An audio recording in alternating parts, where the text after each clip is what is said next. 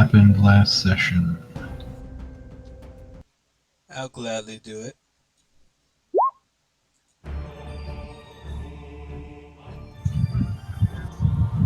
Last time, on a brave new world, the adventurers, stuck under Apple Willow, were talking amongst each other while taking a breath. But Dromond stealthily moved away towards the chest, slowly moving the items around it away. Odd creatures detached themselves from the ceiling, falling upon him. All the party heard was a loud cry of pain. Sprinting forth, they found Dromond down and rushed to his aid. Since they were still tired from the ambush that they survived, the group struggled to deal with the creatures, but eventually dispatched them, saving Dromond and the others who were also wounded from the creatures. Upon the end of that, it was discovered that Leomord was holding onto a bag that belonged to Thalion's beloved. Inside was a journal with a lot of information that he gathered. Upon trying to find a way out after finding the journal within the bag, the group came upon an odd Skaven slave. Instead of killing this one outright, they were able to capture him and persuade him to help lead a way out. Upon exiting, the group decided west was probably the route, even though there were some protests to go east. After heading in that direction, the group sat down to rest after curing themselves of diseases they acquired from the rats. While each person was taking a rest, Valeria was left awake, first watch.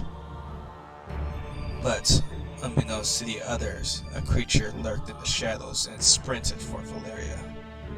What will happen next? Find out now on A Brave New World. Evening all, sorry.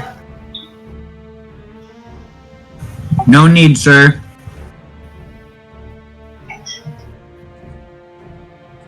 We almost had to cancel the session, Christopher. Jeez. No, I'm sure you were fine. Hey, I have a quick question, because I missed the last 3 minutes of the last session. Did we get a full rest now, or is this a full rest we're in the middle of? You are starting the next day's rest as you guys rested as soon as you got up from the Warren. You now have a ally / hostage with one of the Skaven slaves. It's kind of hanging out in the wagon. It's an odd dynamic. So we didn't get a long rest at all yet. So you guys have a long rest. You guys took a long rest when you exited. You guys left in the morning with a decisive plan to go west, much to Valeria's arguing that no, she swore that east was what was said. But the group consensus said west, and you guys took the route road west through the valley, heading towards, northwest through the river valley, heading towards Helborg Keep, sort of drawn by the ruins of Stiltgard Keep, further to the northwest. And you guys made it to the next town of Seaton's Quarry, which Zirak and Moonlight went ahead and scouted thoroughly, and the situation was found to be the exact same as what happened in Apple Small handprints, the size of children's, sort of moving in and out of the clay pit and mines within the center of the town, as well as homes, businesses, doors kind of thrown open and unlocked, everything left kind of where they fell. During the night, thinking better of it, the group decided to push past. About 3 hours more down the road into the late evening, before they found an area where they decided to sort of settle down, get a fire going. Zirak caught an incredible fish, about 3 feet long, enough to feed you guys for a couple nights. Not to be outdone, Thalion went out there, caught a good-sized fish, not as big as Xerax. It's a little feather in Xerax's camp, and you guys decided to take a rest. You, who were super exhausted for the past couple days, Rovanian kind of fell asleep first, along with Rudy, and as well as Dromond. And while Valeria was waiting watch, there was a murmuring of whispers that caught her ear, the sound of rustling bushes. And just at the edge of the fire and the sort of dim light, sort of vaguely lit up by the half-covered moon, she saw a figure approaching with this long mane of whitish hair, gray from what she can notice, sort of crawling on the ground with elongated arms and legs, before eventually this creature uses its massive sword-like fingers on its hands to sort of stand up to a pretty freakish 7 to 8 feet tall, before it just took off an eloping sprint towards Valeria. So what I'm going to do is I'm going to move you guys to the map, and I would like you to situate yourselves where you were sleeping, and then we can go from there.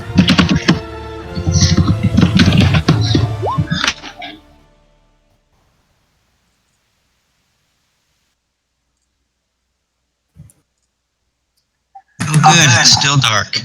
Yeah, the map is black, Mark. I don't know if we're supposed to have some light. What? Impossible. I can see everything. Yeah, I can see everything. Can you guys see it now? I can see. No.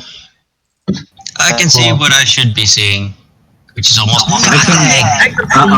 I can refresh, I guess, and try that. 055 next to the campfire.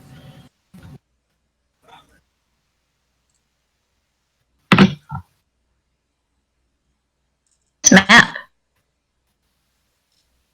Oh, whoops.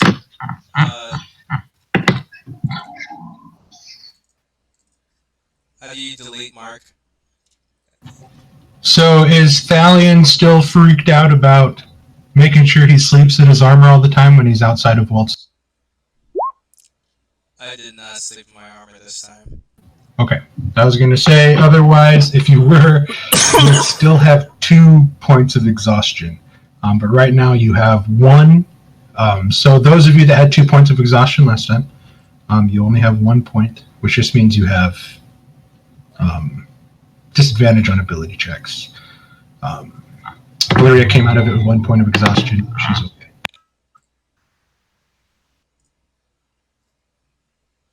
Though, I was polling to the wrong area. Can you delete the extras that are near that tree? Once everything lit up for me, I realized where the group was. You cheater. I'm just joking. Hopefully you guys should be able to see dim light for a pretty good distance. I think Cam still can't see anything. I still see just a black screen, and I've refreshed a couple times. Let me I could try. Let me pull another token on and then delete the one that I have on here. I may actually have the opposite. I see everything, including the things in the bushes. Same here. But you guys are supposed to be able to see it because it should be bright light around the campfire, and then it should be dim light all the way out because there is partial moonlight beaming. Yeah, I see that. Yeah, it is brighter around the campfire. Oh, yeah. Okay. So I it's see, dim yeah, light. my So right hair. you guys could in fact see these things if it's within your 60 feet of vision. Like you can get a good idea of what they look like. How about now, Ken? I just pulled a new token out. Yeah, I see it now. I would be sleeping in a tent. I do have a tent on my horse, so I'll just put myself there with Leomorn. But I would be in the Are you moving this one here? Yeah, the bottom one. Is that not the new one? Nope. I went ahead and deleted the other one. It just went all black. So, Okay. What the heck? was it just Valeria taking watch, basically? I think so. I think she was the only one that was. How about now, Ken? Well, there's Yep, that works. I can see now. So there's something funky with that old token. Sorry about that. Oh, and then this is Squickwick's new picture. I thought it looked accurate.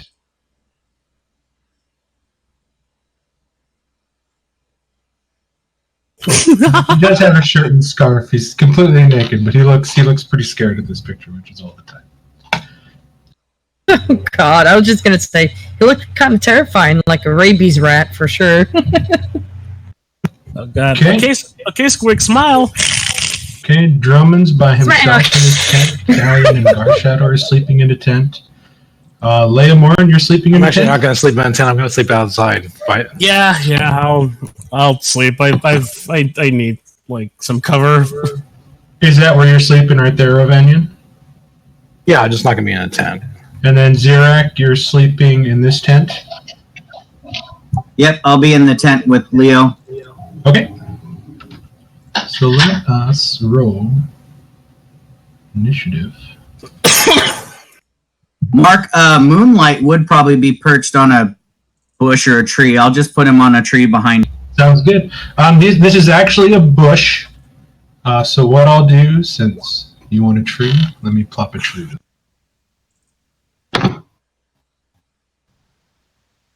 I swear, all my initiative rolls as of late have been terrible. Oh no. Apparently, our watcher goes stunned by this creature coming out of the forest. When you see something coming at you out of the ring, girl, then what other reaction do you have other than piss yourself? Well, it's like Slender Man coming at her, so I guess I'd be scared too. Yeah, I don't think I would just sit there all nice and quiet. I'd probably look over and scream. Bring me my brown pants. No, you were wearing the brown pants. You need the red pants now. Makes blood show up less. That's why I wear red all the time. It makes sense.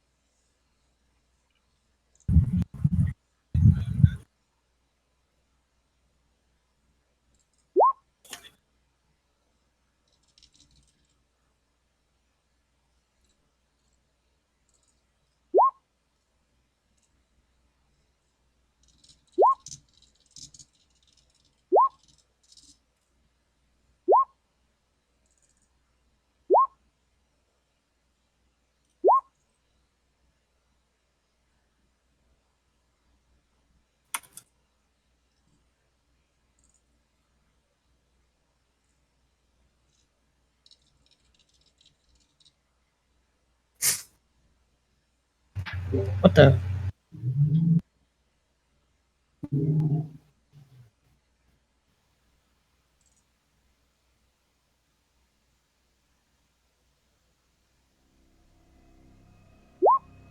I like how the fire is moving, Mark. That's pretty cool. But Yeah. I bought it. I was like, I might as well use these fucking things. Use the fire fit is cool. Now, we don't hear initially right now at this moment in time, there's no like call out, yell up, get up, wake up, or anything like that yet. Well, according to the actions that you can take in the PHB, there's nothing in there that says you can speak out of turn. Like, all the other stuff has to be done on your turn. So it would have to be a free action during Valeria's turn to kind of yell out to rouse somebody.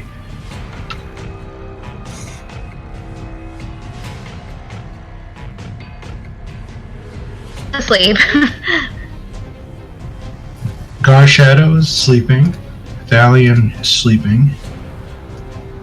And almost moving at a ridiculously fast rate behind this taller figure that's kind of loping towards you with this weird, long, like arm-swinging run with its with these just dagger, short sword-sized fingers coming at you, Valeria, are these small, little mounds of flesh on 2 feet.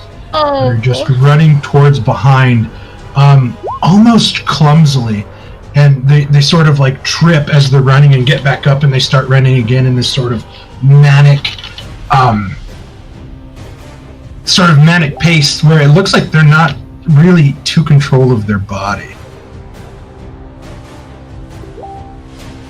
5, 10, 15, 20, 25, 30, 35, 40, 5, 10, 15, 20, 25, 30, 35, 40. And you look and you see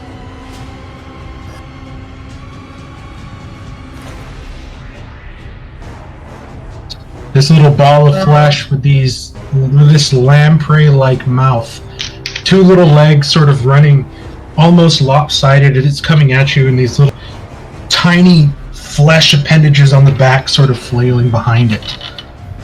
Anybody else thinking of the Pinkies from Doom? Sleeping. Right, so they're skinless critters. Zirak sleeping.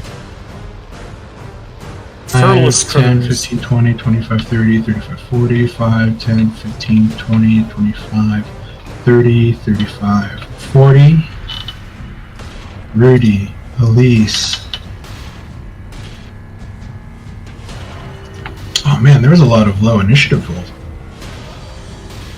5, 10, 15, 20, 25, 30, 35, 40. Yeah, good thing they're coming to us. That's good. 5, 10, 15. Are we sure about this? 35, 40.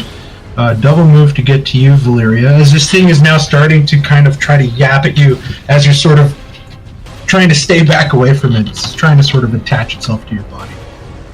Oh, like slugs? Not slugs. What are they called? 10, 15, 20, 25, 30, 5, 10, 15, 20, 25, 30. And then it has 40 feet of movement there. Oh man. Oh, this is going to be so great. This actually worked out phenomenal. 5, 10, 15, 20, 25, 30, 5, 10, 15, 20, 25. They have 40 feet of movement. I don't know why I'm saying 30, but he made it there. 5, 10, 15, 20, 25, 30, 35, 40, 5, 10, 15, 20, 25, 30, 35, 40.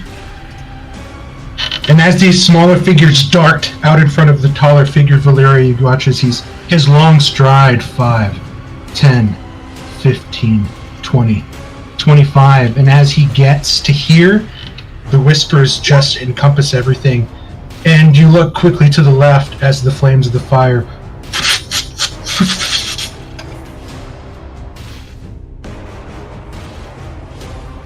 stutter and go out.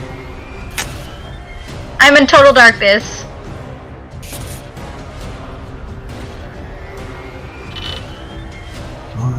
Well, I think Mark said it will be dimly lit because of the moon.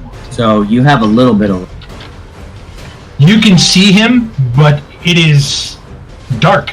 Like it's like you're standing out at night with only moonlight sort of shining down, and everything is eerie, casting shadows on places as the whispers are now beginning to encompass you. It is Moonlight's turn. Moonlight would basically just start calling out owl sounds. Woo, woo, woo, really, really loud. Give me Did this affect me too, since I'm used to the wilderness and things? no, you're dead asleep. Ken, give me what's your passive perception again? 15?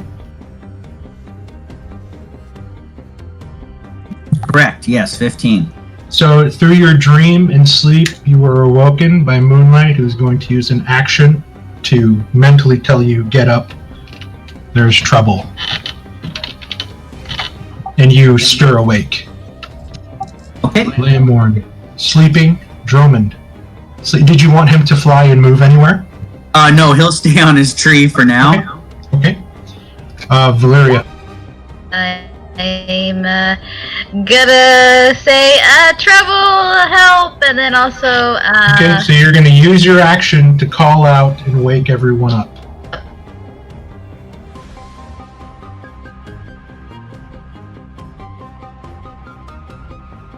And then I guess as a bonus action, I'm going to out a spiritual weapon.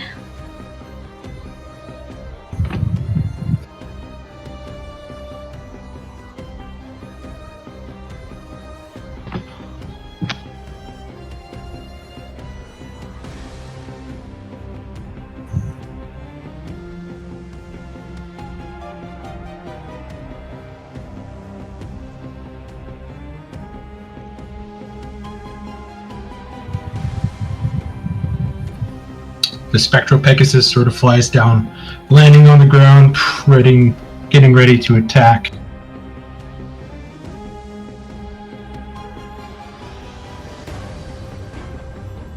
Well, it does attack. I'm waiting for her to attack.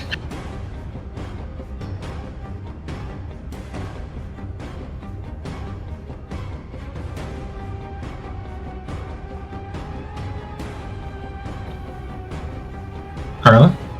It's loading, it's just being really slow. Okay.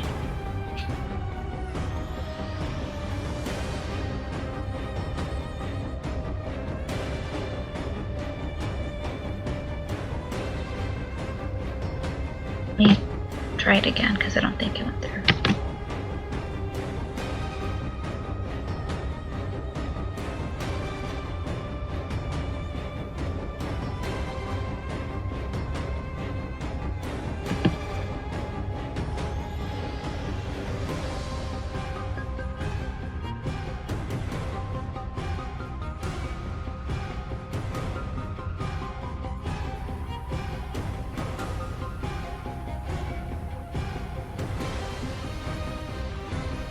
Oh shit! Oh, there I it missed the word.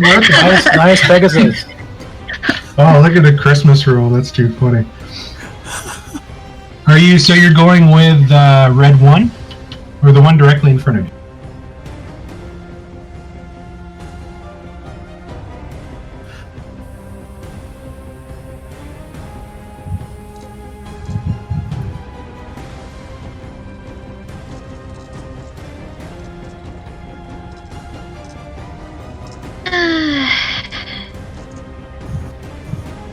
Which one is this I need on, to get- Carla?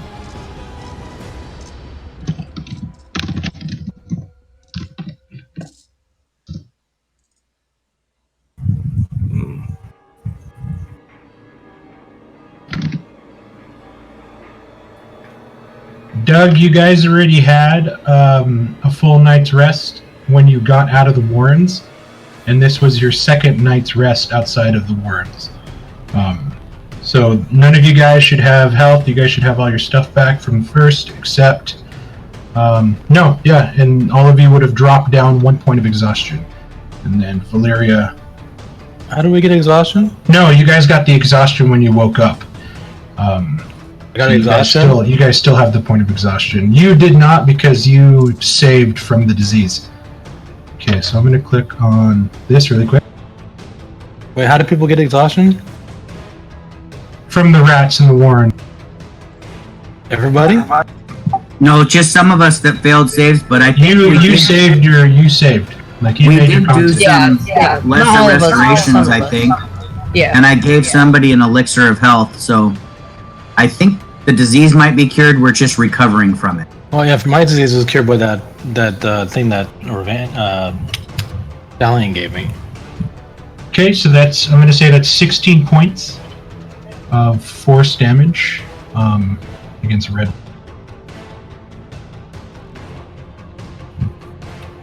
Valeria, you see as the horse sort of kicks out, knocks this thing to the ground, and it lands on its side, and it sort of wiggles its legs a little bit as it's trying to right itself, and like these small little skin flaps on either side, like not working as it finally gets itself back up. What the shit?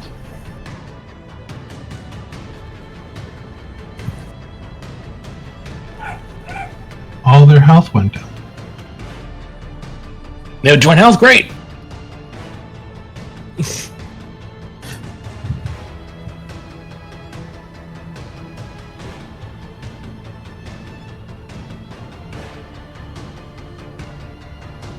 Huh, I'm gonna have to do that then. Hold on.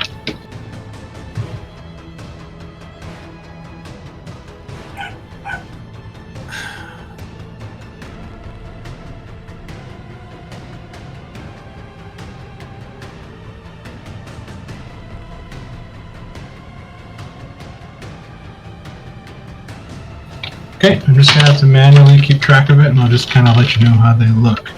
Top of round 2, Gar Shadow stirs at the sound of Valyria screaming for everyone to wake up, and what kind of sounds now picking up to his ears. A bunch of shadowy whispers. Gar Shadow will peek his head out and see the things in front of Valyria. He'll take a step back and then rush towards Red 3. So he is prone, so he's going to use half of his movement to stand up. Oh, okay. Because he's inside a tent.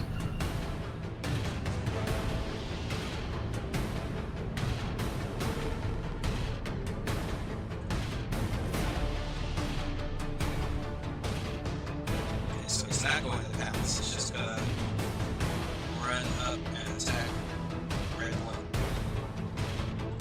Okay.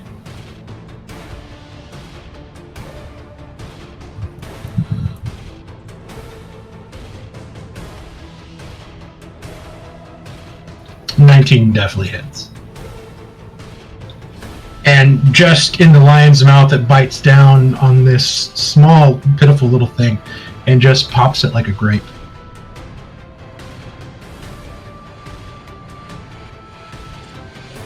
With that, he'll toss it to the ground and kind of give out a kind of low roar to stir the group a little more.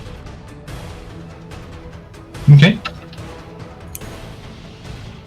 Thalen, it is your turn. You are prone near the back of the tent.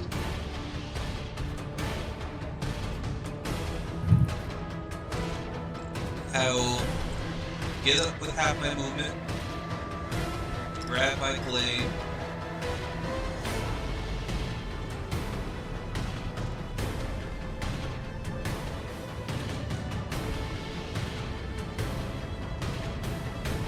and I will strike at Red 3. Okay.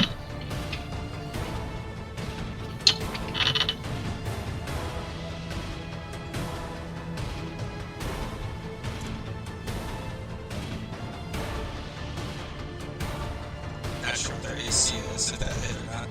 That misses. And I'll spin and hit with the OC. As you're sort of spinning and hacking at it, you're noticing that it's like jumping from side to side very quickly.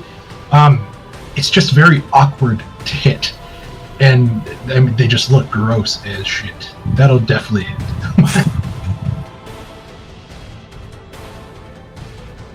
Okay, so that is 1d. Oh wow, that's max damage. That's phenomenal.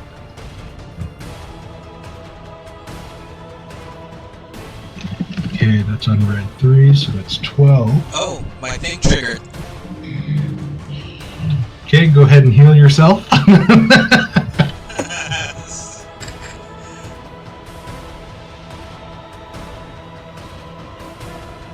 He's looking pretty bad. You cracked this thing over the head, and it's starting to bleed out this pretty nasty greenish blackish, almost pus-like consistent liquid.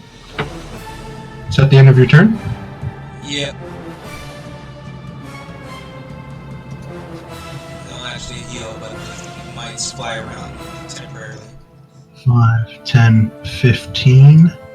To here, he's going to attack Valyria as she's busying herself, sort of looking at red 5. Red 2 is going to sneak in, get an attack at him.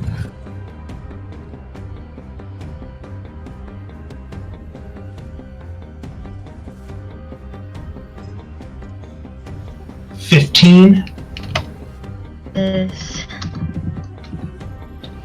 You get your... Seeing how you're standing. You get your... Is Valyria left-handed? Or right-handed? Taking in and out. Let me go back to Discord and...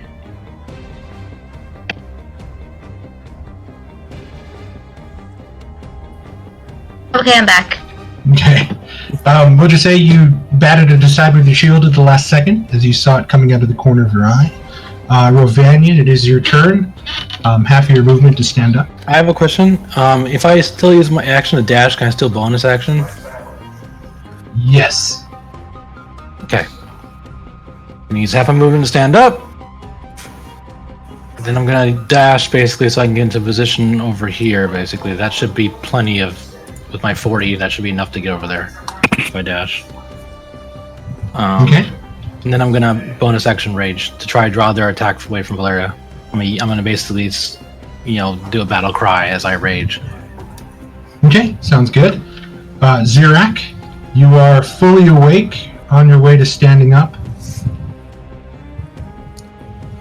All right, so I will roll over and start to stand up as I kick Leo and say, "Get up, Leo Morn! That's rough. Danger outside!" Rats! No, if it was rats, you see like a tent running off into the woods. Get up, intern. Right, and I'll scramble out of the tent, quickly assess the danger in the moonlight, and with almost a nonchalant flip of my hand, I will raise one of the stones around the fire pit and fling it at Red 2. Okay. That is a dex save, correct?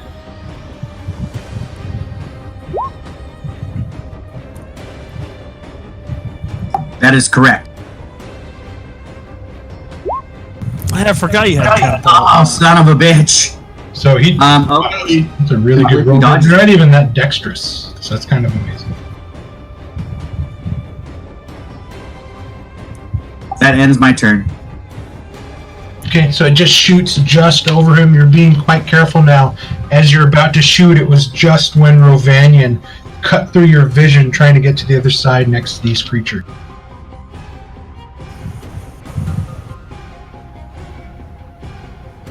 God, that was a really freaking excellent damage roll, too, for the first time ever. Next time. 17, Rovanian? Yeah, that is.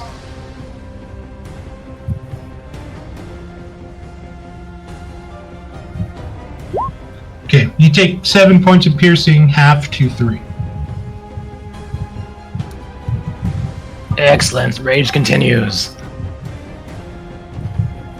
Rudy, you're awoken by the sounds of screaming and fighting. You look in front of you and you see that Squickwick is sort of huddled against the corner, sort of shaking, hiding underneath his blanket.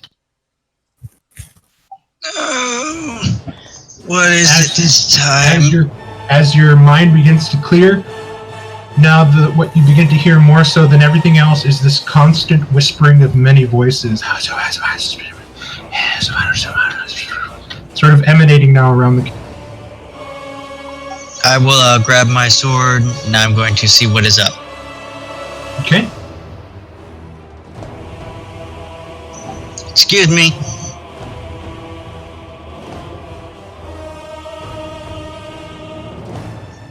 Oh my gosh, what are all these things? And I mean, they look disgusting. 2 stubby little legs, 2 other sort of little long pieces of flesh kind of hanging out from the back, and what just seems to be these large toothy lamprey mouths, as Red 3 looks right to you. Oh, what hideous little monstrosities.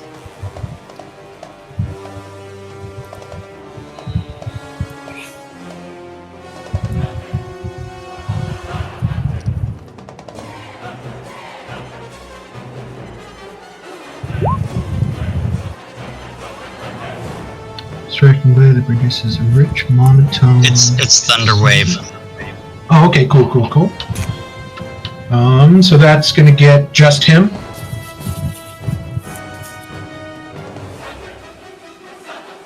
Toggle to normal. These things don't look like they have a lot of constitutions. 6, so he'll fail. Oh, fuck my life. And this can be heard from 300 feet away, so I'm sure all of the party is awake now. Oh, they're definitely awake. They were They were beginning to stir from Valeria's cry for help, and you just. But I made sure they were awake. Yeah, you sounded. I keep hitting the snooze button, but it keeps getting louder. Yeah, you definitely sounded the reveille. You know, people enjoy getting waken up by an air horn. Give me a quick second here, guys. Everything's got to load back up.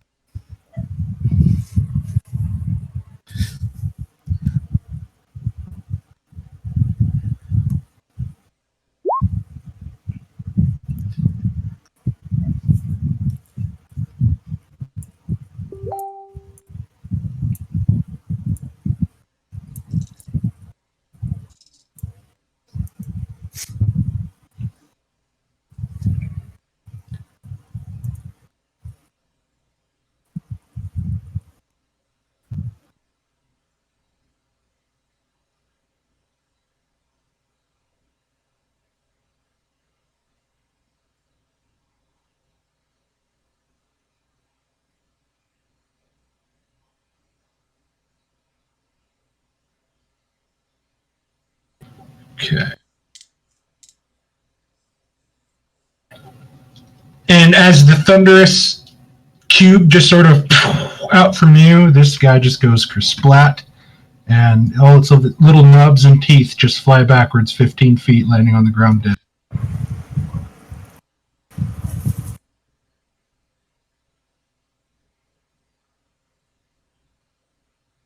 Is that the end of your turn?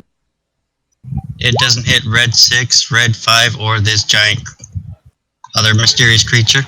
Oh, shit. I didn't see your cone there. It just loaded up your cube. It's that slow motion shockwave.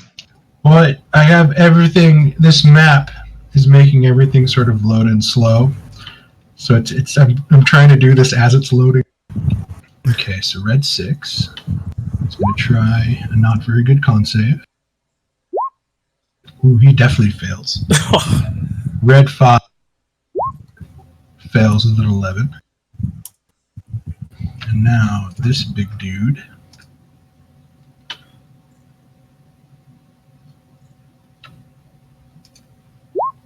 $13.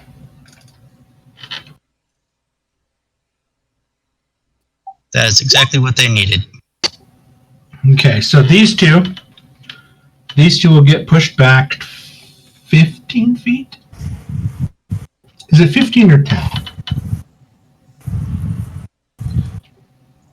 I always forget. I think it's 10. What, Thunderwave? And then 6 and 5 are going to take 10 damage. It is 15. Yeah, 10 feet away from the caster. Yeah, 10 feet. Okay, we're just going to say he goes. And then what I'm going to do is I'm going to give them... I'm going to give the ones that have taken damage the bleeding eye. That way you know they're damaged.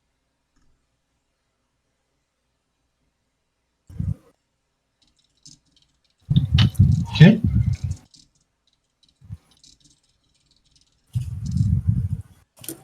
And the big guy takes half damage, correct? Yes.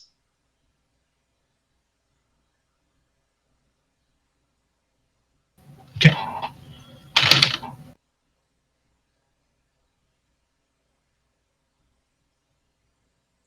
Is that the end of your turn?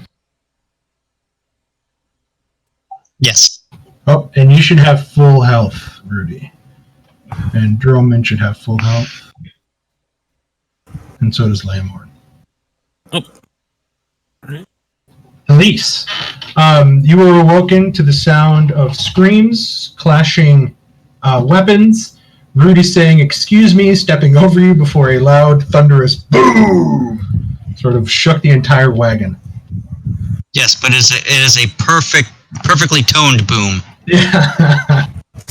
It is from the finest of cannons.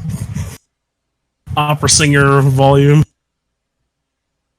Alright, so she's gonna stand up for half her movement. And she's gonna grab her rapier. 5. 10. Yee. 15, she's gonna be like, ugh. Why? Not again. And then 5, 10, 15, 20. And then she's gonna vicious mockery number 2. Red. Okay. Okay.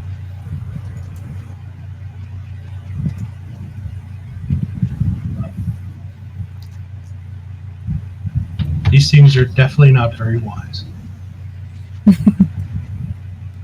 Oh dang! Did he save that? He had a bound of inspiration. That's a save. Holy balls! I'm sorry, Elise. These guys only have a 6. Sorry, I just made this He huge. like crit that. Oh my god! Well, it's a good thing they crit on a save and not an attack. It makes sense because I just made this huge blaring noise. It probably can't hear you. Oh, what I forgot to mention as well, Rovanian, is that this little lamprey thing is attached to your leg where it has bitten you. So, like, he is literally attached to your body. I forgot to mention that. I apologize. Elise, you still have your bonus action and movement? Yes, like a leech, Valeria. A giant leech with 2 stubby legs.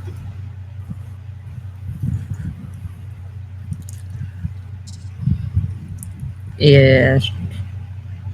Is that the end of your turn? I think yeah, because she moved all of her movement already. So yep. Okay. She's gonna stay right there. Getting blown back, this thing is going to look over at Rudy. 5, 10, 15. Upon getting within my range, I can make an attack at it. Okay, cool. Thank you for that. 21 definitely hits. On 14, takes care of it. And I kind of just look to her and kind of wink to say you're welcome. As you slice down and you literally cut this thing in half, and what really gets to you is now as you sort of cut this thing wide open and you're looking inside, you can see what looks to be like a lot of human-like anatomy inside this crazy-looking flesh creature. So after my you're welcome, I follow it up after looking at the corpse of this thing with we're burning these when we're finished. You can't speak. It's not your turn. 5. 5 is going to go 5, 10. And it's going to attack at the back of Valeria's thigh. Oh. Yep.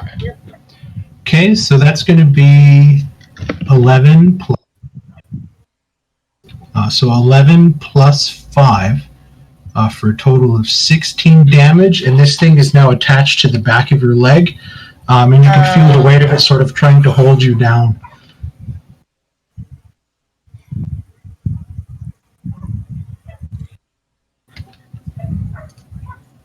It is this creature's turn, who is now going to move 5 feet up, thanks to Thalion burning his reaction, and he is going to attack Valeria.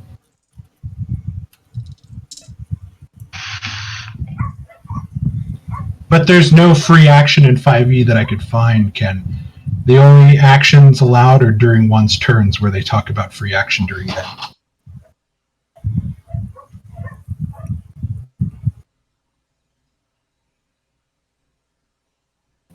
Okay, it's going to shoot out with the... Here we go. For a 20. You are now embraced by this creature that has sort of gotten you into a hug, and now you begin to feel the long daggers going through your armor into your back, piercing through your ribs as you cry out in pain, as he is pulling you into this hug, as his mouth is getting closer and closer to your face. 22 points of piercing damage. down. Guys.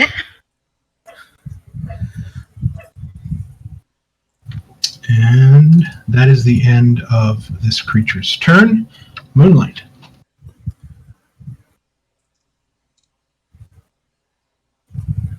Moonlight is going to fly over to Red 2, use the help action, and fly 20 feet away, because I think he's 40 feet. I'll double check here. Okay.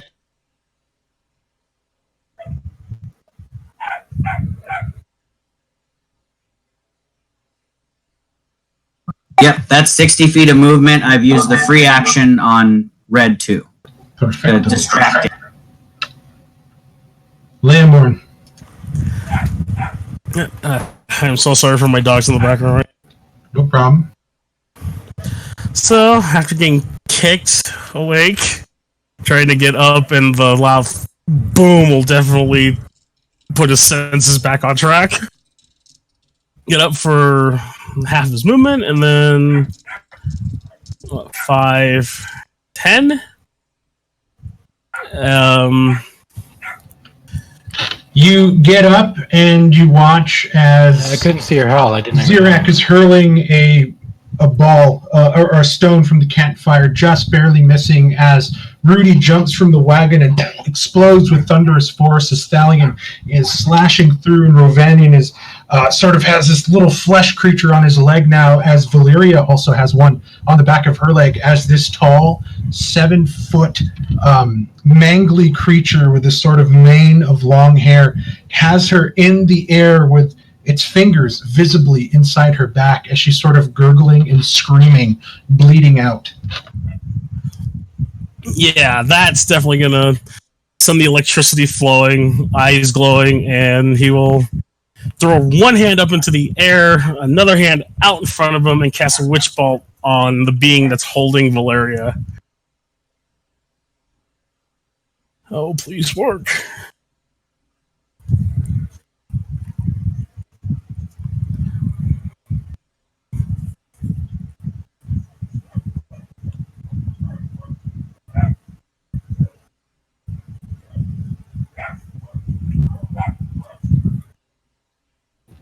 You're attacking the large creature?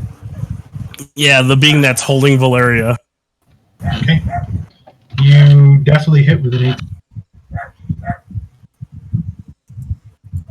Cast this at first, why not? Okay, the lightning hits, and you watch as the lightning hits, its body constricts, pulling Valeria closer to it, and Valeria screams out in pain as more damage is being done to her. Valeria, you took damage, so that is 2 failed deaths. Oh no, What? guys.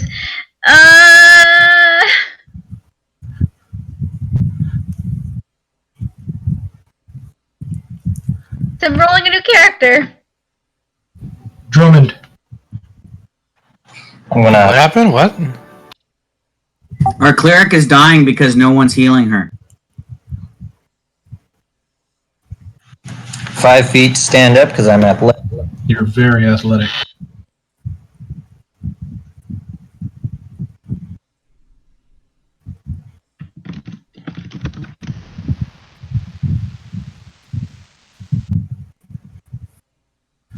And I think I'm going to use my cunning action to dash and get up.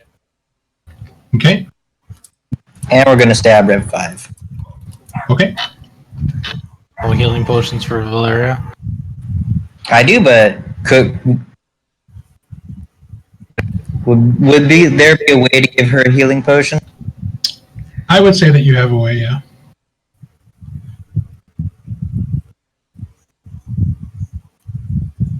We'll go ahead and do that. I'll go ahead and step into the fire pit and give her the healing. You sort of leap off the stones, pulling from your belt one of the newly found healing potions, and you grab onto this creature's shoulder and kind of lift yourself onto Valeria's back, pop the cork, and as she's sort of screaming backwards, you just pop the bottle into her mouth. Did you have any regular healing potions? Or just the greater one you got last time? So I do have one regular healing potion on my list. I don't have the greater one on my list, so I'm not sure who was adjusting my sheet or if anybody adjusted. Sorry, I thought I put it on in your items section, the very bottom of it in the front core page. But you do have a greater and whichever smaller, lesser healing potion. So I think we'll just use the regular one for right now. Okay, sounds good. Go ahead and roll 2d4 plus 2.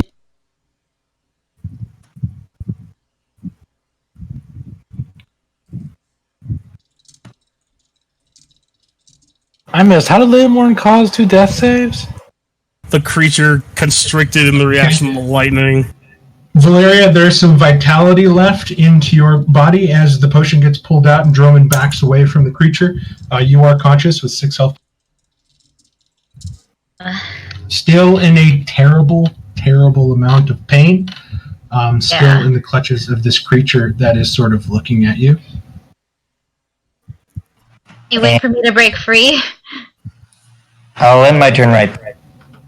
Okay, at the top of your turn, Valeria, I need you to make a wisdom saving.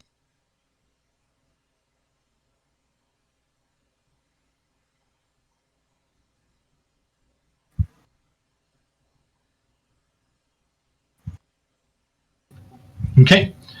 You manage now, the longer you're exposed to this creature's whispers coming out of its mouth, and you notice that its mouth is open, and these numerous voices are just escaping from it. And the closer you get and look at its scarred, stitched up body, its long hair, it is truly frightening, but you manage to stave that off using the pain to your body to kind of give you that extra to fight that fear away. You can go ahead with your turn as intended. You are currently restrained by the creature, so you can use your action to escape the grapple or the restraint if you wish. Yeah, that's what I'm gonna do. So, athletics or acrobatics? Up to you. The same to me, so I guess I'll just go with athletics. Okay.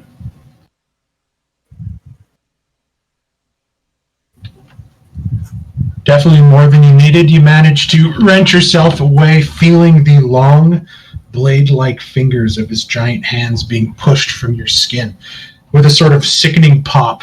As you drop to the ground, mace and shield ready to go, you still have your bonus action. Going to heal myself because I'm in a lot of pain. So, use one of my healing words. Can you put her health above Garshadow so I can see it? I'm gonna move him to sec too. If Thank that you. helps.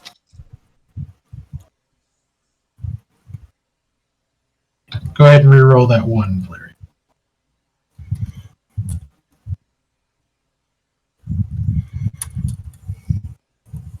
But it's just, that's okay.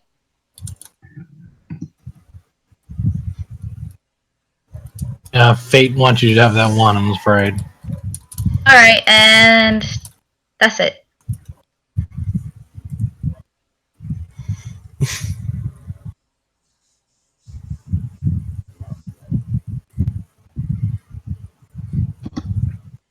Garshadow.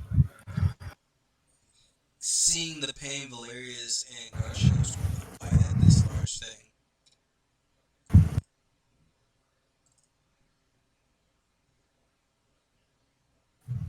$14 misses.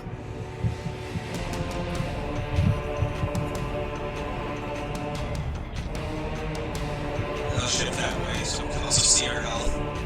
Okay. It's Garshadow's turn. Alright, it is Thalian's turn. Valiant is going to stab at this thing.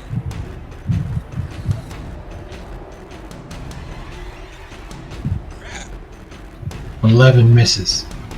This man hit with the opposite end. 24 hits. Sounds like you should start with the blunt end first and end with the blade. So you spin it around, and like a baseball bat, you swing it up towards this creature's head, and you feel it connect. But then the creature doesn't even budge. Crack! As you sort of feel the impact shuddering through your stave. It did some damage, not as much as you thought. And as I keep getting at this, Garsha is going to use his reaction to bite at it and receive the attack. A 16 will hit. And again, sort of Garshadow goes in and quickly bites at its leg and almost pulls away in pain from the bite. And sort of moves away from the creature. Doing damage, but not as much. And then I angle myself in case it moves and Okay. that's my turn. Red 2 is going to turn around and it is going to bite at Rovanian now, sensing and smelling the blood on Rovanian's body. Critting, doing 11 plus. That does hit.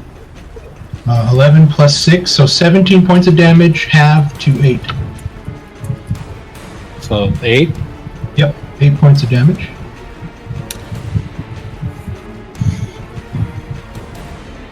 And and like a dog holding on to a branch that you're sort of holding up into the air, it's just hanging from your body, sort of wiggling with its large lamprey-like mouth just stuck to your body there. Now having 2 of them on you. And it is your turn. Now I'm going to ignore the annoying lamprey and attack this since I saw it bring our cleric down with my sorrow sword.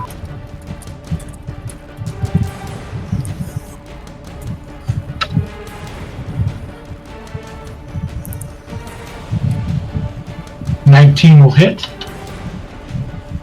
And who's this on? The, no, this. The Shadowstalker. Oh, on that guy? Okay. 12 slashing with a silver weapon and 8 radiant. You cut in with the sword, and you barely get through the flesh, but the sudden burst of radiant energy helps you cut in a little bit more. But it seems like the blade itself isn't doing as much damage. Then I'm gonna, as a casual side slash, I will attack 2. Has anyone attacked number 2 since Moonlight did the help action? I am right now, basically. You would have advantage Oh, let me try. if nobody else has attacked it. Go ahead and roll again. Nobody else has been trying to attack it. Everybody's been forcing on the big. I was going to try to attack number 2 with the advantage, but Rovanian can take it. 24 hits for 12 12 slash. Only because he's attached to my leg, so I'm doing a side swipe.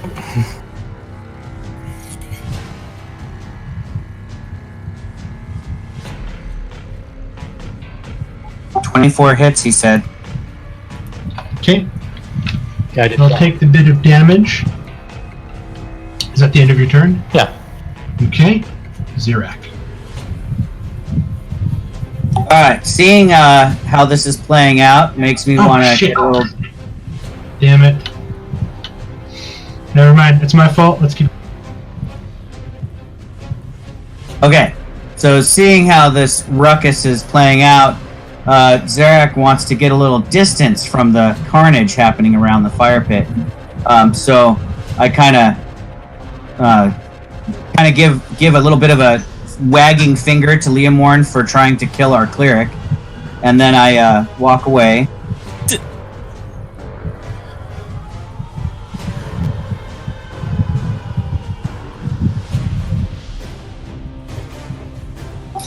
And then I will hold up my hand and begin making some arcane gestures with my implement. And I will cast a spell upon the white-haired beastie that tried to bring down our cleric.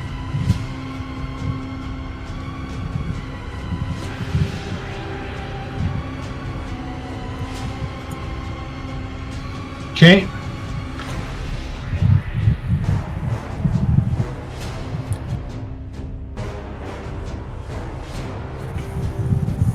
He is not very charismatic. This is charisma. A wisdom save. Yeah, it's a wisdom save. Nor is he very wise. So here we go. We toggle Nor. Son, God damn, Mark! I am so sorry. I'm gonna use cantrips from now on because I am every so spell slot sorry. I am very sorry. Guess it That should just kill 2, I guess. that is not my intention.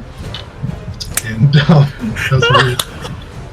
I apologize. My campaign where I save versus everything. I apologize. This has been a pretty crazy night so far. Oh, come on, you can't do that. You're a great wizard, Ken. Don't say that. I have spent an Not hour so of this bad. game Ours are doing fine. absolutely nothing but wasting resources. So I don't know about that. You're a great wizard. Just think of all your heroics down in the Warren. Is that the end of your turn? Think of the Yeah. ladies, I man. can't Think of the do anything ladies. else. Okay. Alright, it is Four's turn. And what he's going to do is you feel a sort of pumping energy, sort of radiating and burning through your body. Rovanian.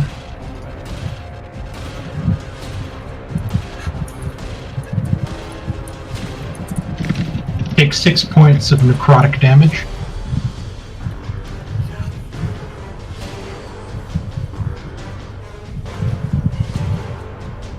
And that is the end of its turn.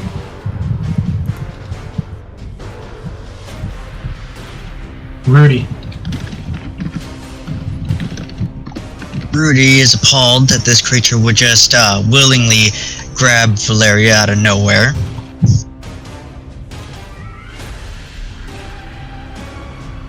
Going to approach and attack. Okay.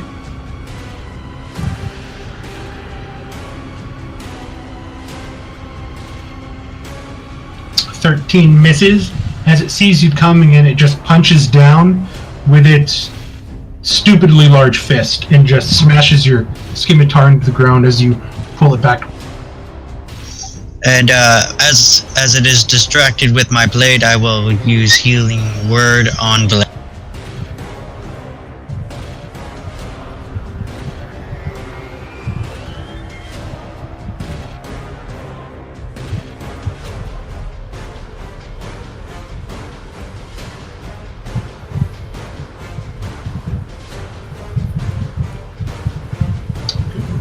Thank you.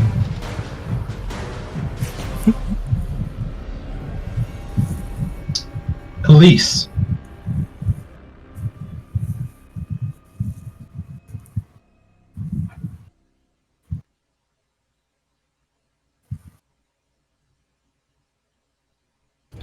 Yeah, I don't know what to say. The guy had a 6 wisdom.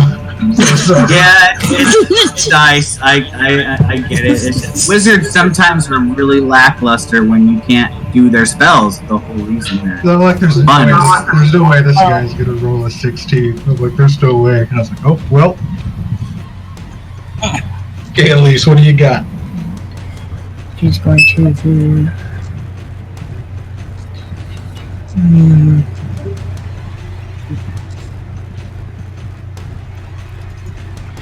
Shit.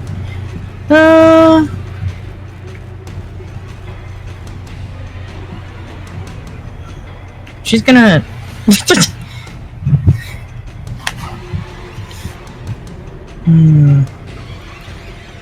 So we're trying to take out that thing. Okay, she's going to. Dang it. Okay, 5, 10. What you doing, Elise? Snap, snap, snap.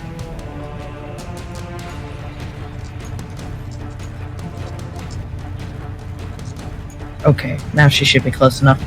And she's Okay. going to attack the white, ghosty looking dude Okay. with her rapier. Ooh, there it is. Nice. Yes. Go ahead and roll your damage. Please don't be a 1. Oh, thank God, hallelujah. Also, Holy gosh, man, that's That's like gonna 7 be- crits in this That's encounter. going to be 9. So, 9 like- plus 5, so that's 14 points of damage with your rapier.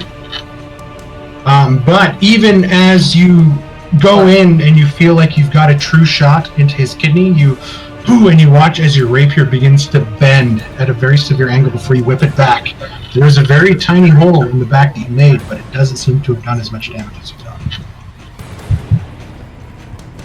I had a question if I could still do it. Okay. And with that attack, can I use... where'd it go? I'm going to use one of my Bardic Inspirations to use a Psychic Blade. Or do I have to cast it with that? No, I think you just burn a Bardic Inspiration and you do psychic damage, right? Okay. And then, yeah. Wait, where's the rope?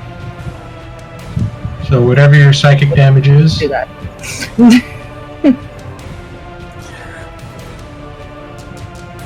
So 3d6. Yep.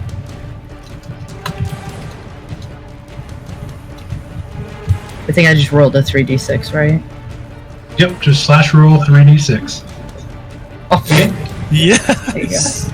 You watch as the large hands clamp around the head and its mouth opens wider, as if trying to scream in pain, but the only thing that's happening now is that the whispers are getting louder and louder.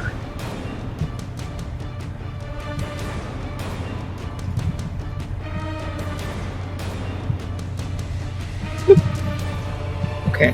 End of your turn? That was that. Yep. He's dead. Valyria, Gonna suck me again. you take 9 points of necrotic damage. As the thing on the back of your leg is still there, and he's still wiggling and just driving his many, many fanged teeth into your flesh.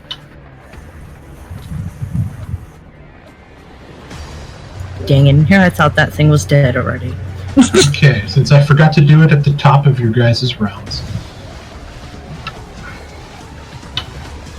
I need Garshadow, Thalion, Rovanian, Zirak, Rudy, and Elise to give me wisdom saving throws.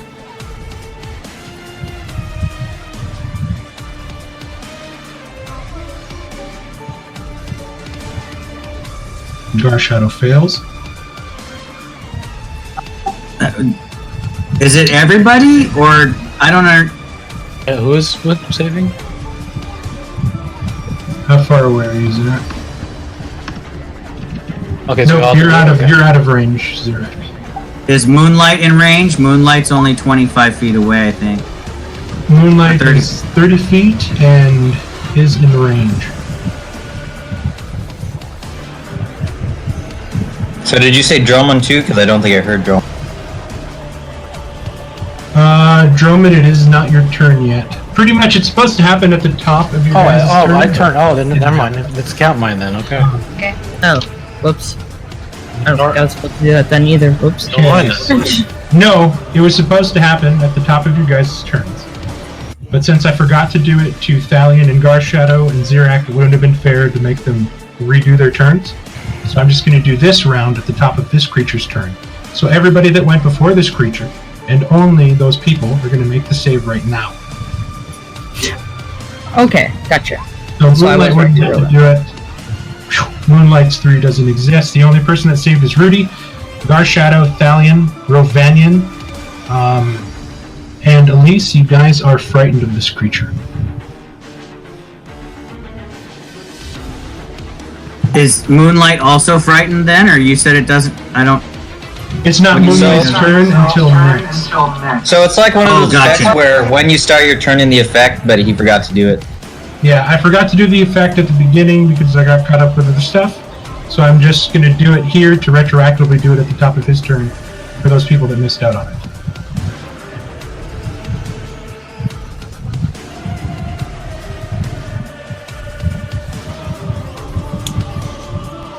And that is the frightened condition. Yes, you get a chance to roll better, Ken.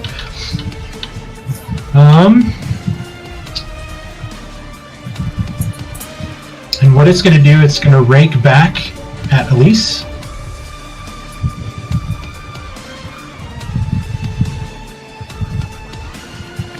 Hey, Mark, can you do me a favor? Because I know you're really awesome at this kind of stuff. Can you describe for me, so that I can get it in my head and imagine it? What causes this fear effect? What does it do that is so frightening to those nearby? So it's you, from the distance you're at, you watched as Elise moved around Twirl and stabbed her blade into its back, and then there was a sudden green flash of light. And you watched as the creature sort of stood up to its full height and put its hands on its head, and almost looking like it was trying to scream in pain, except the only thing that is escaping now is this growing cacophony of whispers that's sort of setting your teeth on edge and making the hair on the back of your neck stand up. And you're watching now as this is happening, your companions directly in front of it are beginning to sort of cower away, sort of trying to move their eyes and cover their own ears at this assault on their senses. Excellent. Thank you, Mark. I really appreciate it. That's the stuff I love, man. Okay. And then now it's going to take its left hand and it's going to rake down, cutting down at Elise. Too much pain going on from the psychic damage, and its head is so fuzzy as it just misses, and you nimbly dodge out of the way. And now it's going to strike back towards Valyria. With a 15 missing again, just the damage caused by Elise's psychic assault is just too much for this creature at the moment. You're beginning to hear it now, Zirak, the screams, or the whispering screams that seem to be emanating from this creature towards you almost like waves. And you're watching now as Moonlight is sort of caught. Excellent. I am actually afraid. Thank you, Mark.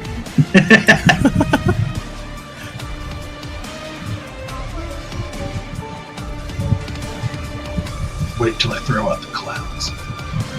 Oh God, no. Okay, so I need a wisdom saving throw for Moonlight.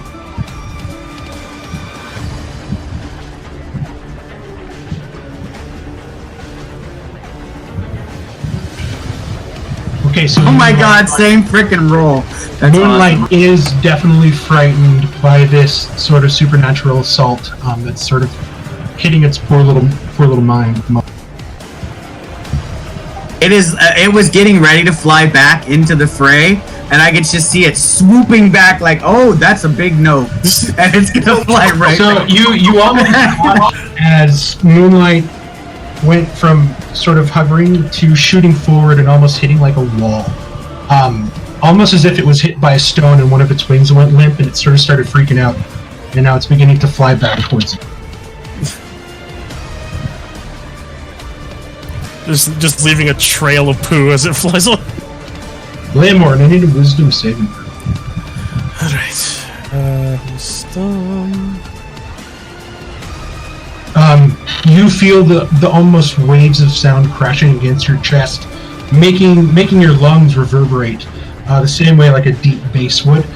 But you manage to staunch yourself, put your gloved hand towards this creature, noticing now that it's not holding Valyria. I think you could scam me, and I will keep maintaining the witch bolt as just pumping more energy into it. Okay, go ahead, roll your damage. Wait, where is the? Oh, hold on, I got to the wrong page. That's why.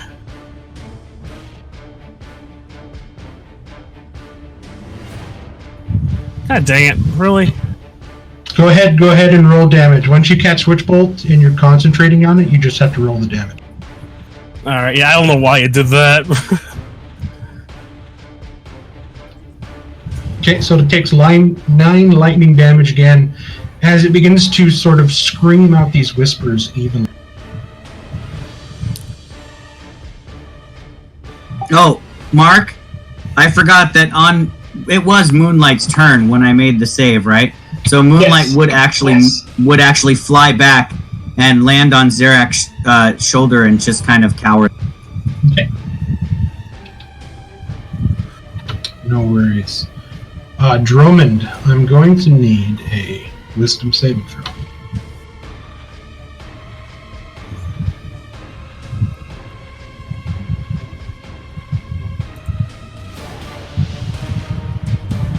16.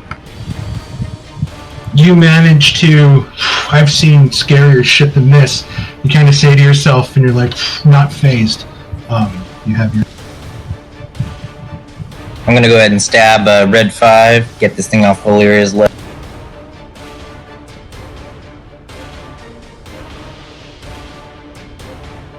"12 misses.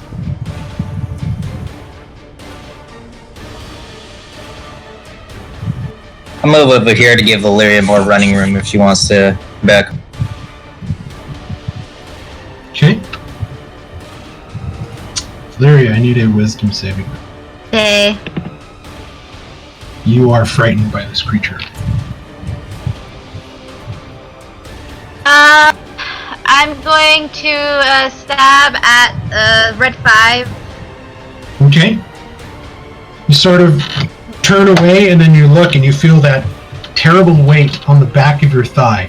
And you take your mace, and you try to come down and wallop on this creature. Definitely hits. Get off of me! Okay, so that's going to do 7. Oh, that's... No.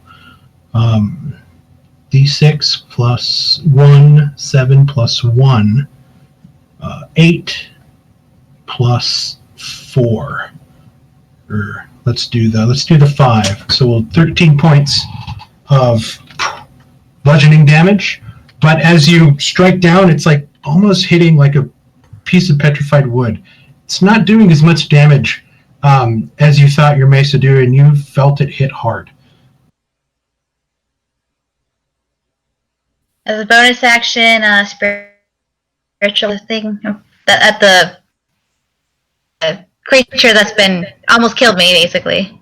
I need your spiritual weapon to make a wisdom. I'm just joking. Go ahead and make your. Okay.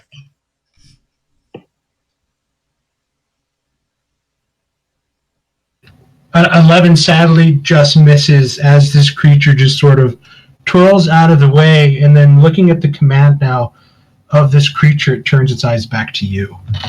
Top of round 3, Garshadow is currently frightened of this creature. And he's saving at the end of his turn, right? It'll be at the end of its turn, correct? Okay, with disadvantage as he kind of counts. Attacks at disadvantage. He's going to bite at its heel.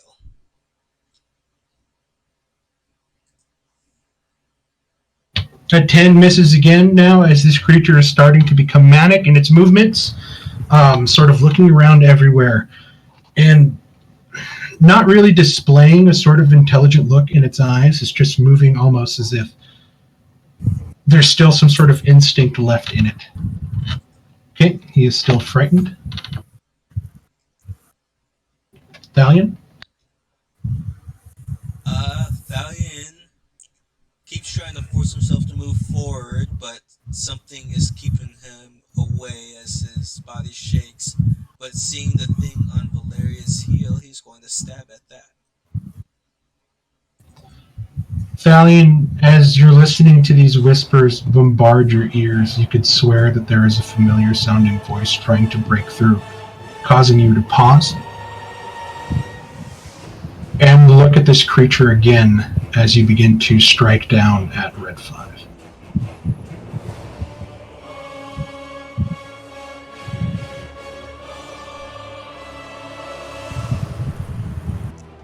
Is 14 hit?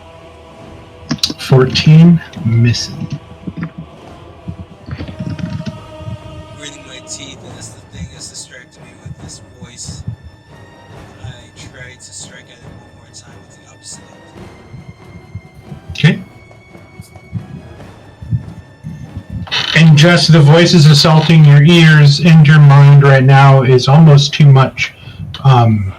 Your once steady battle hand right now is just being shaken to its core. And Garsha will use his reaction to attempt to bite at it again. Okay, disadvantage. Missing again with a 9. And make his save.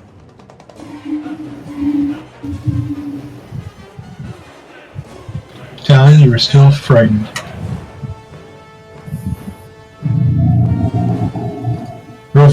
you take 3 points of necrotic damage. I need a wisdom. You failed last time, I didn't failed you? that time, yeah. Okay. So you're still currently frightened of this creature. Even in your rage, this raucous cacophony of whispers is sort of shaking you to your most primal essence. You've known fear. You've felt it. And this is scaring you just as much. I'm gonna still try to push through and attack it. Okay. Attacks at disadvantage. Here comes the double critical hit. A 14 just misses. Yeah, right. Double critical hit. And a 12 misses.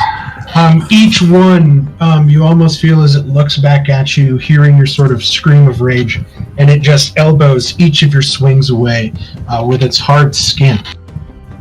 It's not my time. Okay, I'll see you guys in 30 more minutes. Zirak, are you still 40 feet? Okay, Zirak, you're just outside of the bubble. Go ahead and give me your...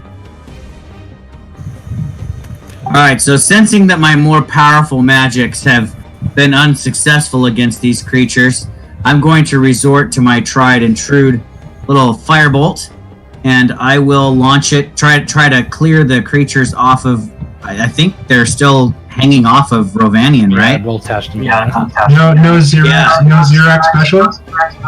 Rovanian? No, I'm not going to burn my party. I'm not going to pull Leo and try to kill my friends. So I will firebolt number 4. Okay, sounds good. It was an accident! You see that number 4 is the fresher of the two. Oh, whoops, I forgot to put the bleeding eye on the damage rolls. Awesome. A 10 sadly misses as Rovanian is sort of moving around, and these things are just sort of holding on like you're holding on to a fish by its mouth, and it's just flicking around its tail, moving about. Definitely hard to hit when it's grasped onto something. That ends my turn. I will stay just outside of the fear bubble. Okay. Rovanian, you take 2 points of necrotic damage. Oh, very slowly. You basically have like chihuahuas on your ankles. Rudy. Well, I'm dumbfounded. Everyone must still be half asleep to be doing this bad.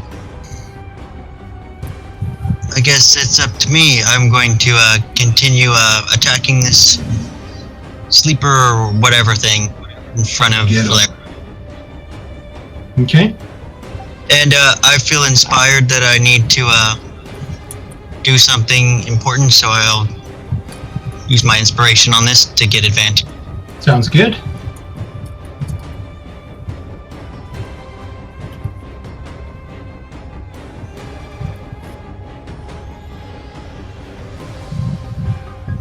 A 13. Damn it. Sadly misses. As you go in, and it's just everybody else around you sort of cowering and kind of ducking away is making it hard for you to sort of squeeze in and just get a proper shot at this creature. I am working by the moonlight, so I can't completely see. So I'm misjudging it. Okay, you still have bonus action and movement if you wish to take it.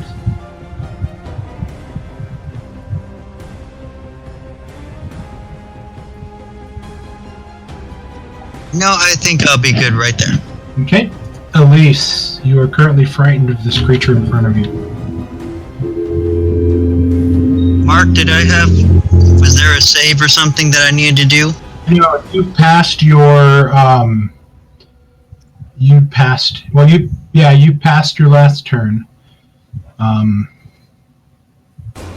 Would have ended. Oh, at the top of your turn, sorry. I forgot at the top of your turn you would have needed to give me a wisdom saving. I'm just going to do it at the end of it for this time. Sounds good.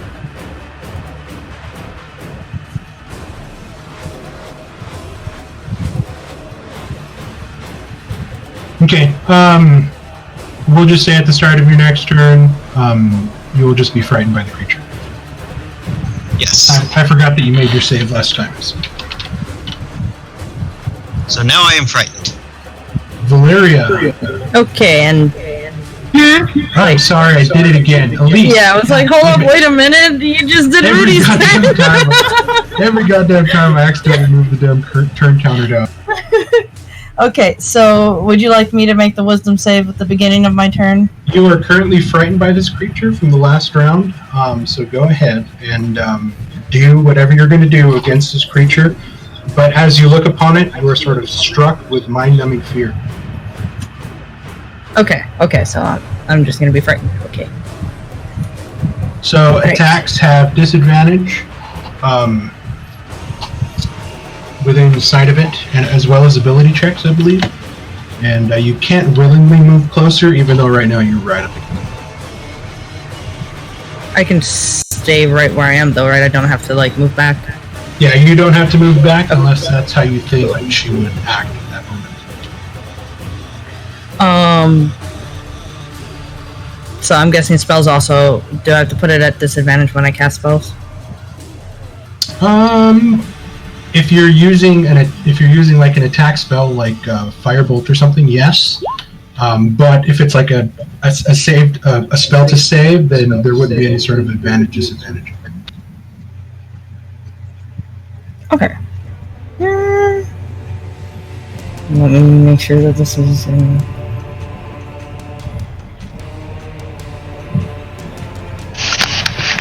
I'm pretty sure this is a save and not an attack. If not, then I'll roll that.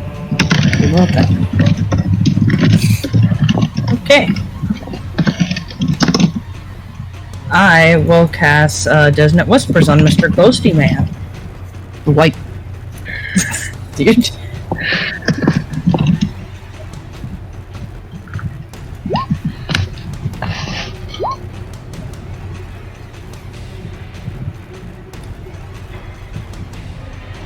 Okay, so I'm gonna do that at over 1.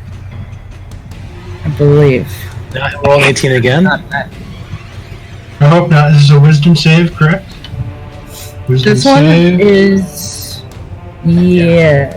He has a -2 modifier. Here we go. Yep. Hold on to your butts. 14. Oh my god! No, he still makes it. At least half. Instead of taking the full 10, he'll still take 5.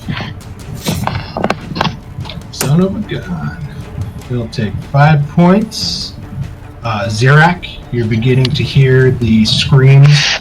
The screaming whispers begin to wash over your body as your knees sort of tremble and your mouth kind of hangs open.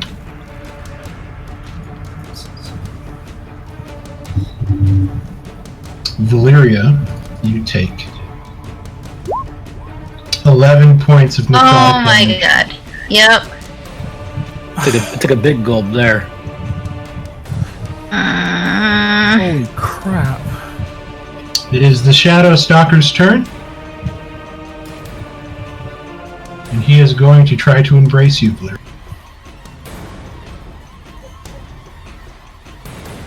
Q to normal. For a 16. And who are they going after? Valeria.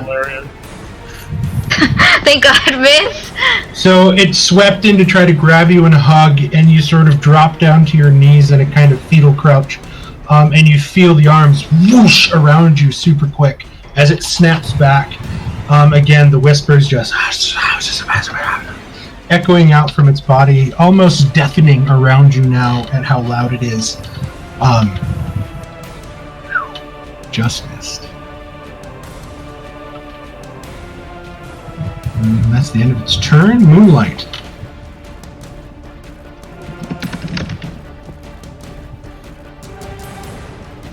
Moonlight will just kind of flap its wings and back up a little bit, kind of coaxing Zirak to come with him. Okay, so it's kind of pulling at your robe a little bit to get you away from this creature. Go ahead and give me another wisdom saving throw at the end of Moonlight's turn. And Moonlight will also take the dodge action. Okay.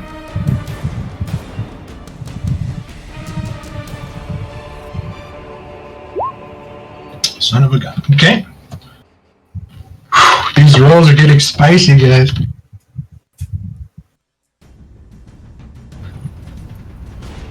Leomorn, I need another wisdom saving. We make a beginning or the end? Beginning. But then only with the end if we already are scared. Wait, are you still scared, Leomorn? I thought Yes, he you succeeded. You are still scared, but did you succeed on your save? Whoa, that was weird.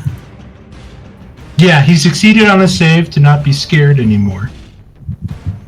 But he's still in the epicenter of the whispers, so he's going to need to give me another wisdom saving. Alright. Okay. You're just managing to push this back out of your mind as you're looking now at Valeria, who is screaming out in pain again, ready to kind of drop to a knee as this creature is still biting into her, and she's not looking very good. You sort of steal your heart a bit, and you begin to Yeah, that's gonna manage to do some damage here. Yeah, that's gonna leave her alone and just push my hand even further out. Okay. Come on. So go ahead and roll the damage. If it'll let me. Why is it not letting me? Why don't you do the whole What's spell? the damage? What's the damage for your witch bolt? 1d10. There should be a I D12. think it's a D12. D12. Do you add your modifier to it? No, it's just straight 1D12. Okay, so just slash roll 1d12.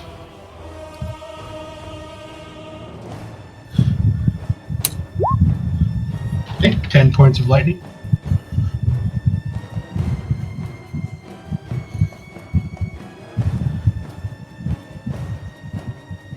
It's beginning to look pretty rough. As Garshadow moves away, it's going to make an attack of opportunity. Leomorn, are you going to stay there? Yeah, I'm gonna have to stay there just to maintain the range. Okay, Dromond, it is your turn. Do you need a whiz save? I saved on my last. Yes, please give me a wisdom saving throw. 16, you still manage to push the fear away as it's trying to build and almost pull at your most base instinct to run away. Seeing your companions here now that you've sort of grown to trust in front of you, in danger is helping you stay. I'm gonna do kind of a whack-a-mole trying to hit red 5. Like, stop moving. Okay. He's looking pretty bad, like he's bleeding this black ichor from multiple parts of his body, but he's still just sort of hanging on.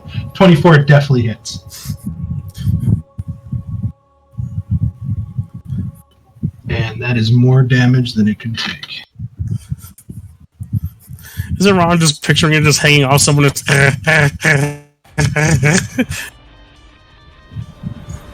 Stab my rapier to it and then use it to pry it off.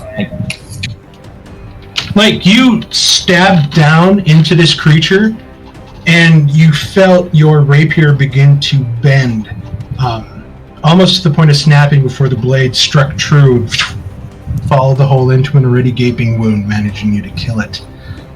There's something that's making these creatures quite resistant to the damage you guys are doing. And are you going to stay there? I'm gonna step forward. I'm gonna step on it and squish it. There, stay down. Valeria, you are still currently frightened? Yes. Wisdom save. Okay.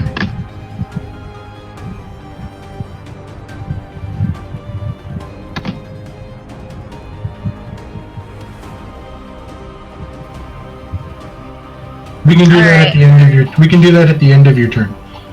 I'm gonna cast. Okay. In a panic, you sort of call out to the Silver Lady to protect you from this evil, and the energy washes from you in a wave of brilliant silver light. And you watch as this creature is still standing before you, whispering in your face. Oh no. Okay. Bonus action. Okay, whatever. I'm chancing it. I'm just gonna send my spiritual weapon at it. The spiritual weapon turns around, getting ready to kick back at this creature. 22 hits.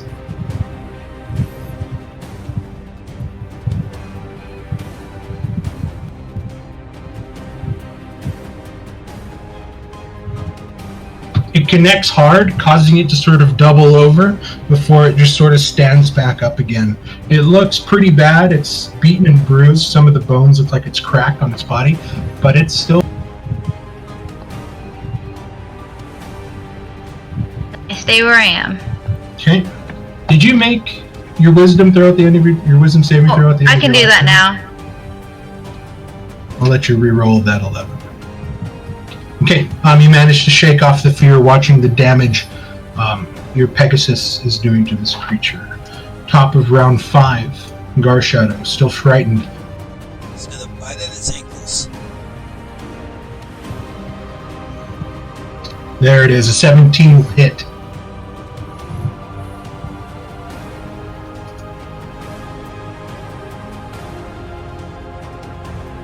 Is barely alive. And he is no longer afraid as he manages to finally pierce and bite through the flesh, doing a lot of damage. Thalion, it is your turn.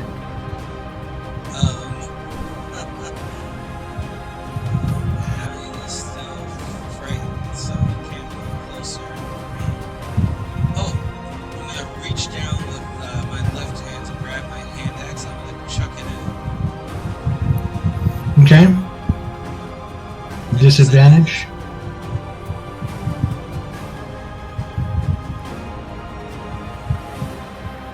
$17 hits.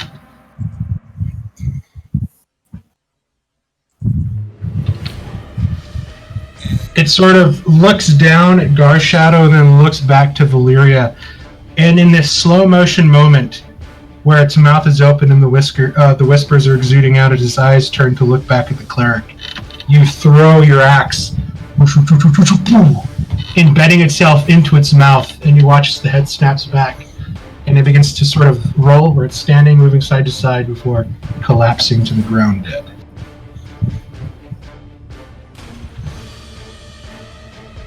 The whispers immediately go silent. Those of you that are frightened are no longer frightened. As it seems as the voices died, so did your fear of this thing. Is that the end of your... I'm going to circle around so I can gauge your pain. Okay. Go ahead and move. Okay. Rovanian, you're going to 8 points of necrotic damage. Rovanian, it is your turn. Okay, I'm gonna kill this thing that's attached to me now.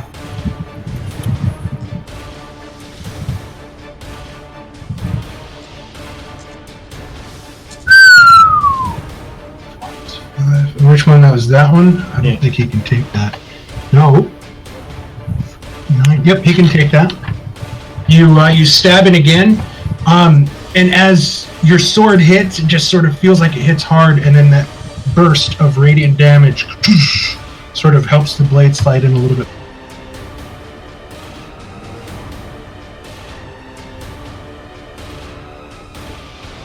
It's looking in pretty rough shape. And the 11 misses again. As you hit it, it sort of turned, causing pain, your leg to buckle a bit as you drive down and your sword hits the ground first before it hits the ground. Okay, I'm done then. Zirak. Alright, I'm going to try to get a better vantage point here. at red number 4.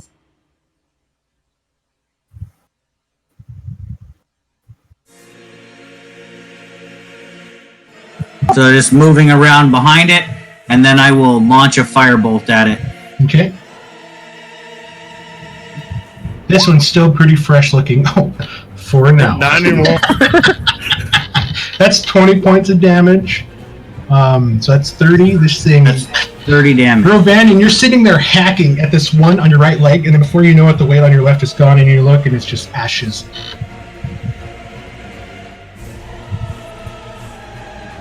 I give Rovanian a thumbs up as I prepare another firebolt. Ooh, and it was his turn next. He's dead. Rudy. Quick question: is the fire out? The fire is out. Okay, I had plenty of darkness in that cave, so I'd like to use prestidigitation to reignite the campfire, please. Almost in an instant, the light comes back. Rovanin, you feel this one directly in front of you. Immediately let go and shrink away from the light. Huh, would you look at that?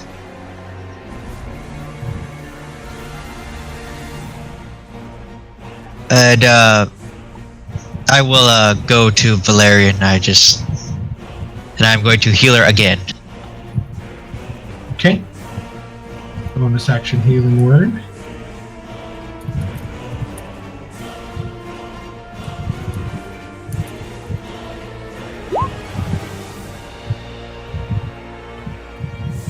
Rudy is busting out the max heals tonight. Very clutch.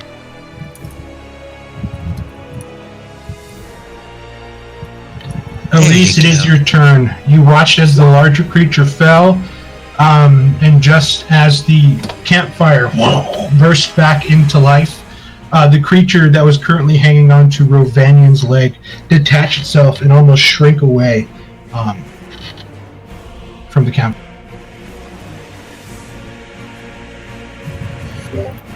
It's still alive though, right? But it's no longer attached to him? Still alive. It looks badly beaten. Alright. It's almost... Should be close enough. It's wriggling. Alright, she is going to attack it with the rapier. Okay. Please hit, please hit. A 17 hits. And as if the light itself is sort of making the creature softer, you drive your rapier all the way up to the hilt before pulling it back out. Hardly any resistance from this. Mm-hmm. So I'm gonna guess it's dead, right? I need you to roll damage. Okay. Okay, that was like, wait, what? It had exactly 4 hit points left, but it could not resist. Hallelujah, it's dead, thank God.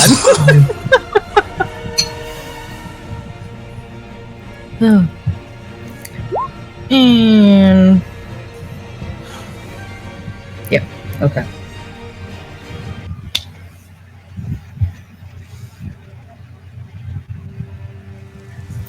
That's all for her. Is everyone okay? I was about to ask. I think so. I mean, I think that's a bit of a rhetorical question, but... Valeria, your ribs feel like they're cracked and broken along your back. Breathing is incredibly hard at the moment. Though you are standing, being left right now at 9 hit points of your vitality, you are in a serious amount of pain.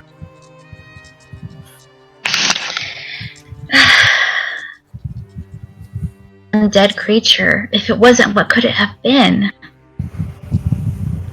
Thalian's going to inspect the creature as he bends down to pull the hand axe free from its face. I would also like to join Thalian in inspecting the creature. Okay. You look down and you see milky white skin, like unnaturally milky white, next to hair that is the same sort of milky white now being illuminated by the fire. The skin pulled tight against what seems cords of muscle and bone. You can see each and every vertebrae kind of sticking out from the back, but you notice that there are more there than there should naturally be on any sort of human creature. The body itself is covered in stitching. From the back of its neck that you can see as it's laying on its stomach all the way down through the exposed flesh. Then you have the section where its pants are sort of torn, leaving like one side shorter than the other, and you can see even the legs and the feet have been sort of stitched and almost elongated. And you pick up one of the hands and you look at just the massive amounts of what you can only assume to be bones that have been stuck in there to sort of make the fingers longer and sharpened. Is it just me, Zurich, or does this thing look like what we saw in those tunnels that was stitched together, except more human-like? They're experimenting with humans now? I don't think It does look. It does look similar to that ogre-sized rat that we fought in the sewers that was stitched together.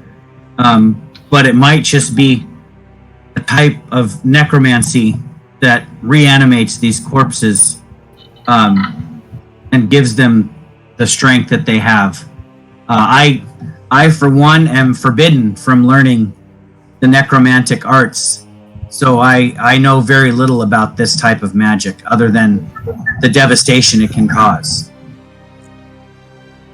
Mark, when looking at the different parts where it's stitched, does it look like the different textures of the skin match? It does, but all the skin has taken on this sort of almost opaque, milky white, like a solid sheet of thick white skin. And it's sort of just covered in this stitching all the way up and down. There's nothing familiar about the twisted. You sort of follow the neckline. Look for isn't there a mark or something that the hunters of your clan have on their bodies, like a tattoo? You instantly check the forearm, Thalion, and you do not see the broken arrow with the black teardrop. You sort of go through the body and search again, and you see a mark along the neck. And you sort of reach out and push back some of the sort of stringy, wiry white hair. And you see what seems to be a tattoo at the base of the neck. A shield with a sword piercing from the top to the bottom. A symbol for the vigil.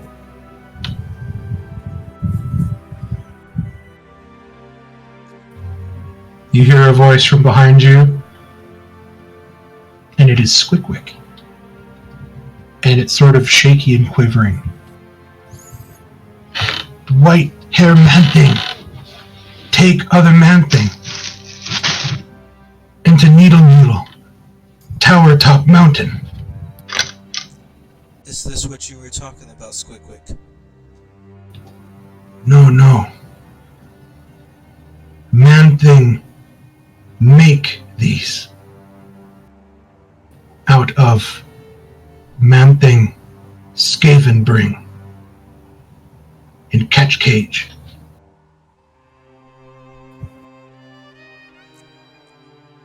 They're bringing bodies and make these. You guys So- probably know the stallion visibly kind of shakes knowing that Sibylla was taken. Thalion, you reach back, pull the hair. The face does look very familiar to you now that it is illuminated by the campfire.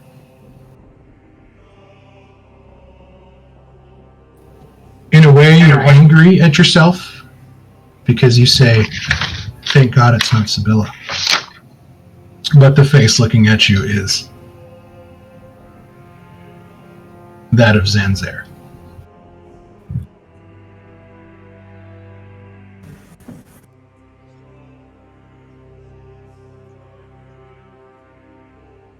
Thalion gasps and then kind of. He stands up and, out of anger, I throw the hand axe towards the ground.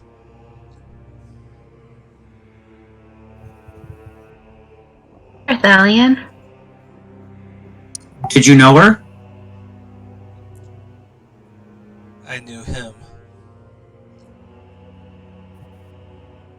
Oh, it's a him. Okay. I'm sorry for your loss. This was my friend that Sibylla went looking for. The one who I tried to convince to come with me.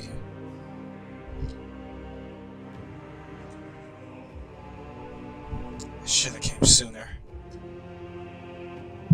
Well, I bet he regrets that decision now. But at least you've put him to rest, and his soul doesn't remain tortured.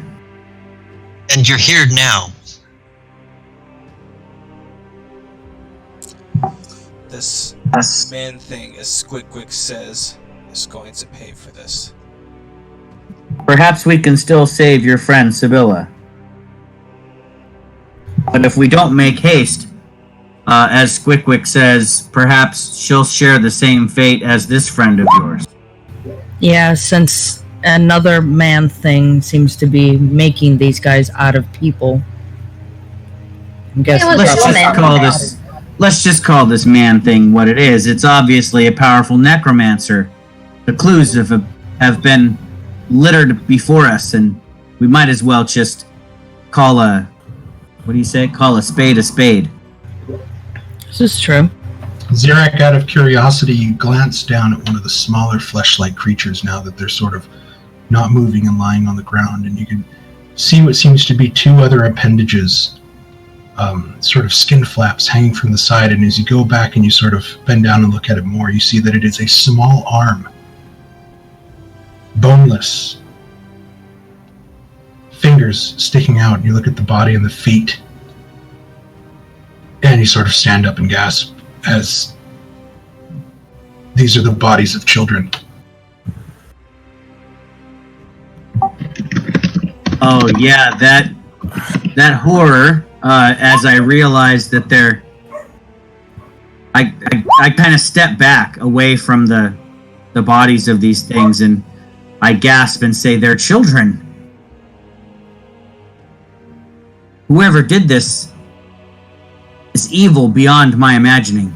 And as you sort of now take a second look, all of you, at these little creatures, you can see, like, bent back at unnatural angles are the body of these children. And you can see that, you can make out that where their stomach is where these mouths have sort of either been placed or grown. And you're just now staring at absolute horror at these twisted monstrosities of what used to be people. Oh god. Are these all the missing children? Well, I hope it's not all of them, but Valeria, I think that heartfelt prayers are needed at this point in time to not fall into, what do you call it, like dismay at this discovery. Thalion is going to start to kind of make a grave. His plan is to first behead his friend, since how he was changed and everything, and bury them, but burn the bodies before burying it, and then try and say a prayer. You guys watch as Thalion, pretty much emotionless, is just sort of staring down and hacking off the head of this monstrosity that who he claims is what's his friend. And as you're looking at him, you notice that there isn't much emotion coming from Thalion whatsoever. That the initial shock of finding who it was kind of was really all you got. And now you just have this cold facade of the person that's the hunter in your group. just kind of mechanically working away.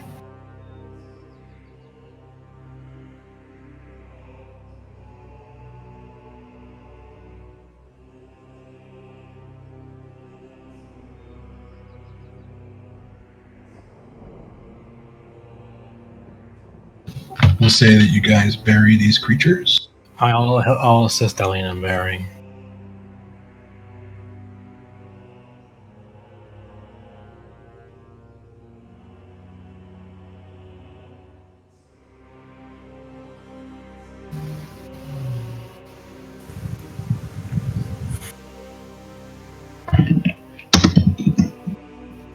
I honestly don't know what sort of twisted individual would do such.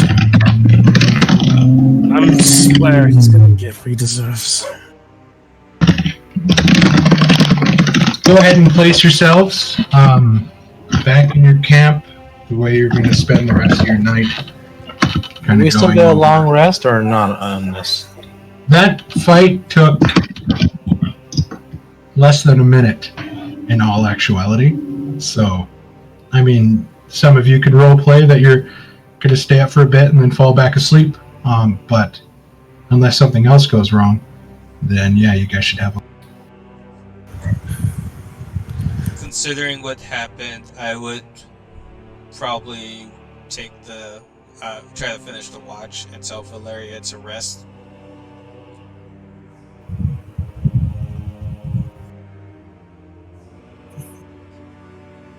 Yeah, get some rest. How long is it till morning? Would we guess?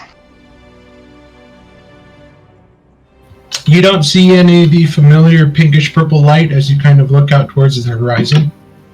So you're guessing maybe the morning will come maybe in about 6 or 7 hours or so. Or at least sunrise.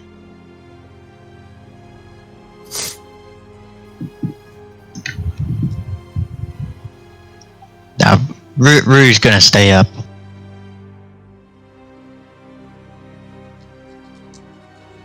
You're going to stay up all night?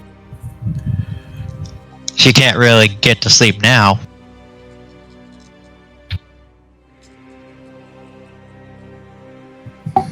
I think I should insist that Valeria stay up and finish her watch. She just got to skate out the second half. No, I'm kidding. I'm kidding, Valeria. You get the dirtiest looks right now.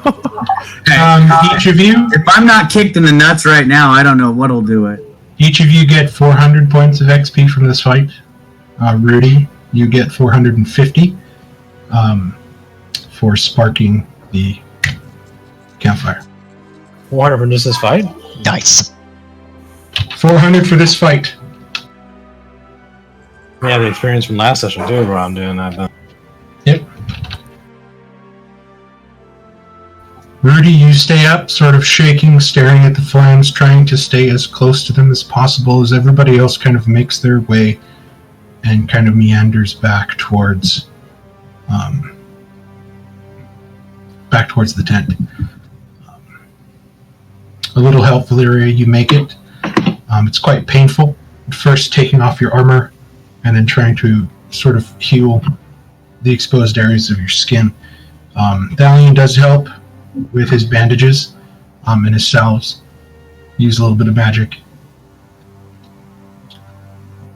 Thalion, do you plan on taking the whole watch? Well, I would have to at least rest still, so I would wake someone for the final watch. Okay. Go ahead and make perception checks, Rudy and Thalion.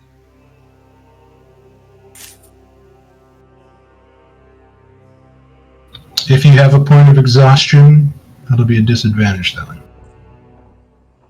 Which I think you still have 1 point. Yeah, Or you have 2 points. I thought you said we were down to 1. No, because you got them the morning of this day. Oh, okay. Because you guys rolled for the sickness in the morning when you woke up, and that's when everybody noticed that they were sick. Okay, Rudy, perception check. Garshadow has like 3, right? No, he has 2. You had 2? Okay. 13. 9. Okay. The watch goes off without a hitch. Rudy still sort of staring out into the darkness, and then back into the light. Rudy will pull out her instrument and play some music. You hear a tentative bit of music come out, and as time wears on a little bit, Thalion starts to get a little bit more sure and confident.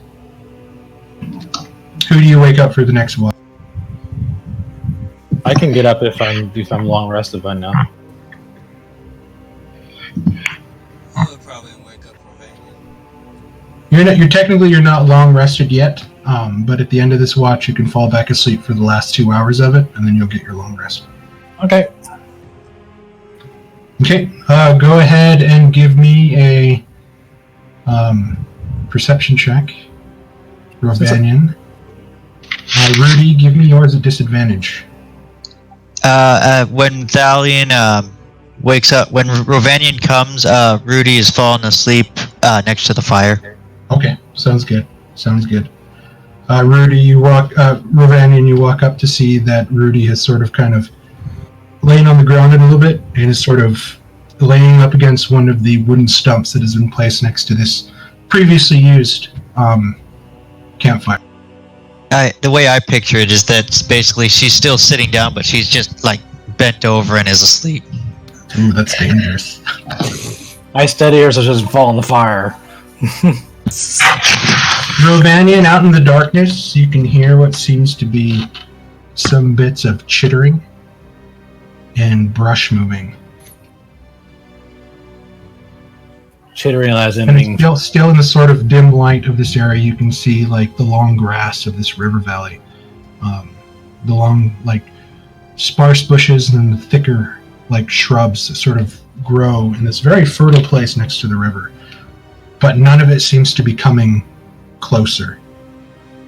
And as time wears on and you're sort of on edge, making your patrol around the camp,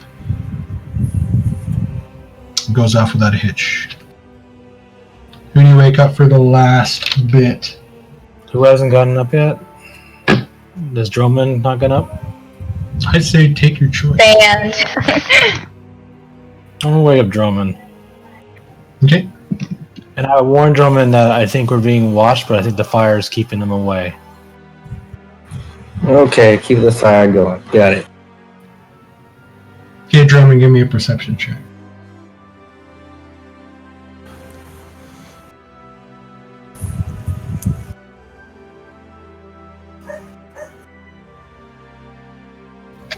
Out in the distance, you hear a long,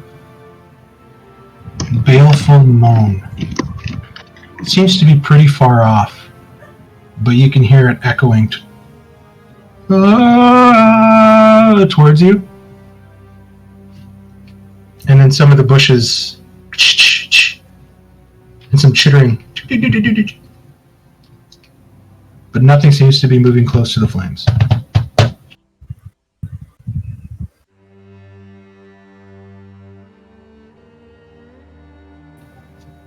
The sun begins to peak over the horizon, beginning to fill the area with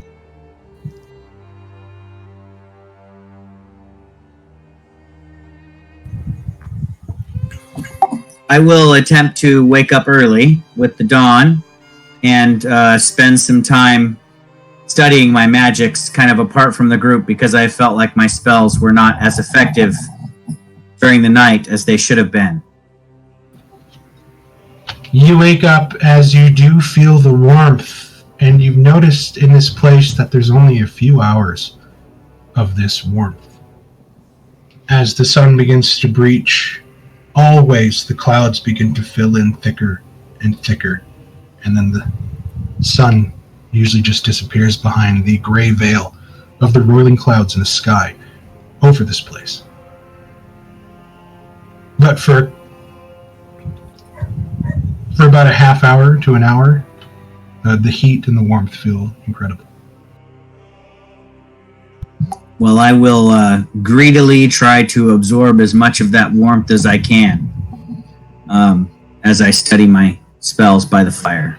And my spell book is out as I'm sitting by the fire, and I'm just kind of whispering under my breath, kind of mumbling the Drummond, give me a sleight of hand check.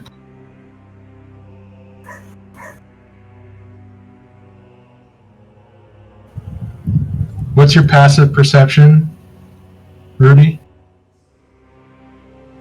My passive is 13. Zirak, you take in the sun and you begin to move into the fire that Drummond is still stoking. You make your way to a stump. You look and you see Rudy sort of leaned forward a bit. And you kind of look at her face and you see that there's a very small pencil mustache that's been kind of drawn on the top of her lip. I honestly, my initial reaction is I put my hand over my mouth and stifle a bit of a laugh as I kind of look knowingly at Drummond. And then I just kind of shake my head and put up my hand like I'm studying. I'm busy. Good one, Drummond, but I just kind of chuckle. I'll let Rudy discover the affront when he wakes, or she wakes. I gotta play pranks on the new guys. Your smoked fish, Zirak, thankfully survived the encounter last night. Oh, excellent! Yeah, I'll check on that right after I finish my studies and cut up some pieces of the big fish from last night and serve that up with some apples for breakfast. Time goes by, everybody begins to find themselves awake and sort of congregating out by the fire.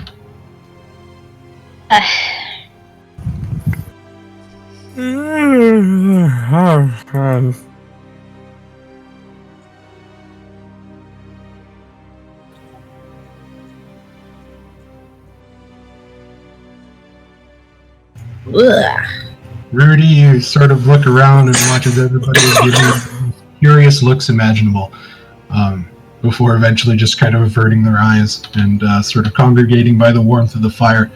The breeze, somewhat chill, coming off of the river to the north. But all in all, not a bad morning. Thankfully, it is dry.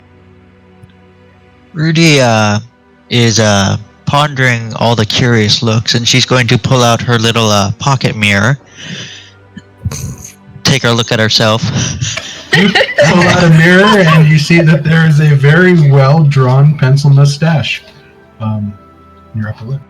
She goes, "Oh dear," and she rubs her hand across her face, and as she does so, you see that she now appears to have a 5 o'clock shadow of a beard now, and she goes, "Yeah, I really do need to shave one of these days." And her voice gets noticeably more masculine. What's the plan today? I think is to keep moving forward and track down this necromancer.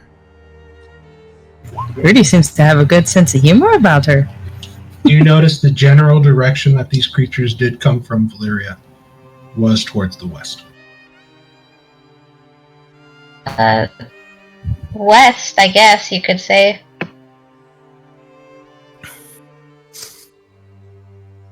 Once everyone is good and ready, we should be off then. And still kind of dealing with what happened last night, Diana kind of started packing some things together and may kind of search around for some herbs while he waits for the rest of the party.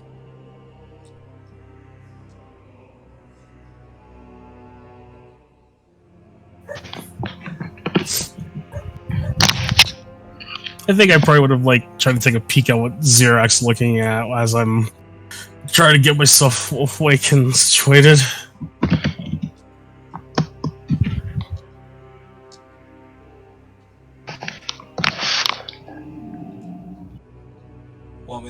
for any herb searching I do. You guys are going to take a short rest. Stay here for about an hour before you take off. Yeah, that's the rest of us fellas can pack up. Okay, sounds good. Go ahead, Dalian, give me a survival check.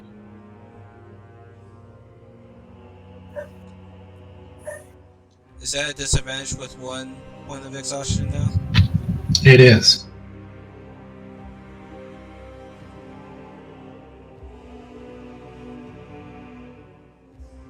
What are we surviving? Sorry, my kids are asking me a question. Oh, that's just Dalian searching for herbs. I was going to be a dick, but I decided not to. As you move about, you immediately go towards the water, as this seems to be the go-to that you've gone to whenever you make close. You search around the banks, and you find some bulrush here and there along some certain areas, but it's kind of sparse, and you remember that Elise actually came back with a bunch of the bulrush. Can I search? Sort of eat the insides of it for dinner the following night. But you do look out into the river and you see like a bunch of stones out there, and just not much. Can I search too for my healing kit? Just to give it a shot. Yeah. Go ahead and give me a survival check at normal. I didn't find anything. You took it all!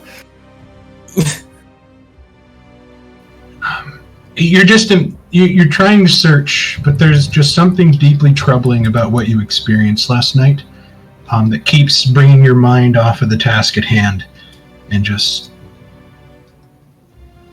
it's pretty disturbing. Even to someone as hardened as you, this was something that shook you to your core.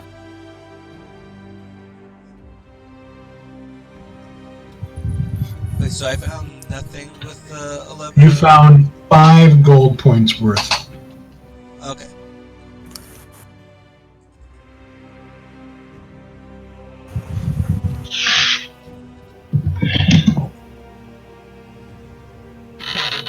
You come back, stuffing it inside your back. Everybody else has sort of got camp ready to go. Begin to head west towards Hellborg Keep.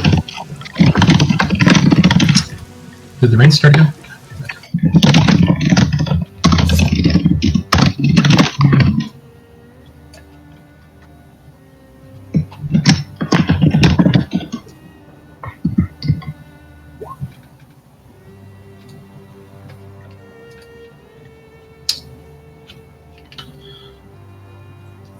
Liam Morn, you would glance over at my spell book and see that it's mostly illegible, arcane symbols and scratches and algebraic equations and such. Maybe some drawings of hand gestures, that kind of thing. Zerak, you haven't written that ranger spell scroll into your book yet, have you? Which one was that? You found a rolled up hide. Inside was a charcoal daubing of what you figured out was a spell to protect against certain energies. Yes, I did copy that one into my book. Yesterday.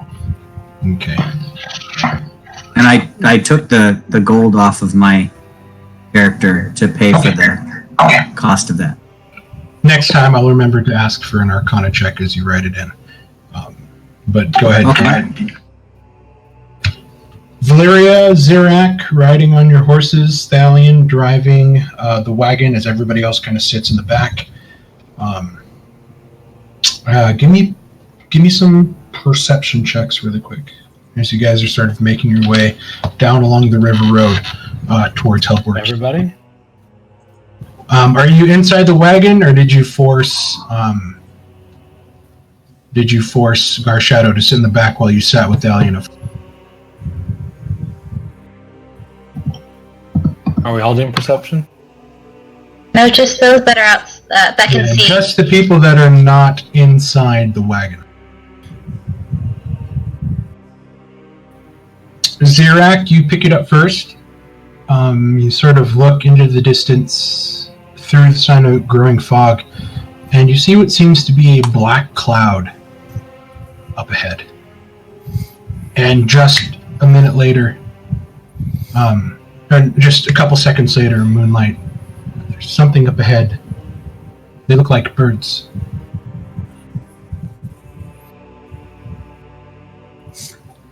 You guys trundle on. The echoing caws of crows and ravens begin to grow louder and louder the closer you get to Helborg Keep. Takes you guys a little half a day, but as you begin to make your approach, you see that there is an almost locust cloud of crows and ravens on the ground and flying around this castle keep on the south side of the river. Just further ahead through the black clouds, you guys look back and you see the giant fallen ruins of what used to be Seatguard, one of the old capitals of Rosaria before the Age of Woe. I will turn to Valeria and say to be wary, since the crows and such are usually attracted to, they're scavengers. They're usually attracted to things that are dead. So we should be on our guard. Right. This is completely deserted. I don't see any life force anywhere. I want to try and scan the ground, seeing such a huge flock of crows and ravens, see if there are corpses littered around. The closer you guys get towards the walls, you see that they are stained. You can imagine what was probably blood now turned very darkish brown against the stone. Bodies sort of hacked up, hanging off of the crenellations and down on the bottom. When you say hacked up, are pieces like conveniently missing, like arms or like things like that, like taken? Yeah, you guys sort of ride past one body that's on the ground, and you can see that one of its arms has been cut cleanly off at its elbow, and also it's missing one of its legs right at the hip with what seems to be a very sharp, sliced incision. The ground is littered with footsteps, drops of blood. It doesn't take a survival check from anyone to know that there were creatures running all through this place, both maybe man and something else. And there is no sound here but the singing of crows. Are these corpses fresh, the ones on the ground? Pretty fresh. You look to the front and you can see where part of the gate has kind of fallen in. Again, there's blood. Back and forth, numerous footsteps on top of the fallen door to the keep. If we take the time to look at some of the corpses, do we see any? I mean, I want to check any arms for the symbol that matches Thalian's group. I was actually going to put my hand up and say we should check. They did mention when we found that note, meeting for an attack. You go through and you look, and you see that each of these men are somewhat armed and armored all the same. However, you see a mix of halflings, half-elves, humans, some dwarves. All their bodies here sort of cut and torn to pieces. You do not find any of the marks of the Shadow Walkers that Thalian informed you of. You do see a lot of tattoos and some brands of a shield with a sword through it. The symbol of the vigil.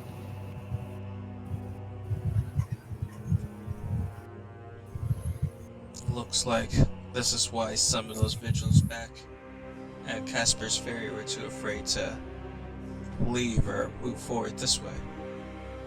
Now, they told you that a lot of the soldiers were sent into some of the settlements to help protect them. But, you know, from what you saw, not as much as could fit inside these keeps, as they usually keep the keeps themselves that are closest to the larger ruins quite well staffed. But a lot of the vigil themselves, you guys met in Durnan, Hackfort, Niederhelm, Casper's Ferry. A lot have been sent out to try to help protect the towns from something they knew was coming. Do we, on inspecting any of the fallen, notice what the attackers may have been? Did they manage to slay any of the things that slew them? You're looking and you see what seems to be small, fleshy bodies with large lamprey mouths. Oh shit. Some of the bodies that weren't cleanly sliced through, you see 4 large gouging rakes. Others have puncture holes the size of like railroad spikes through their bodies and heads. Some have chunks of flesh missing from what you can only imagine was very large mouths.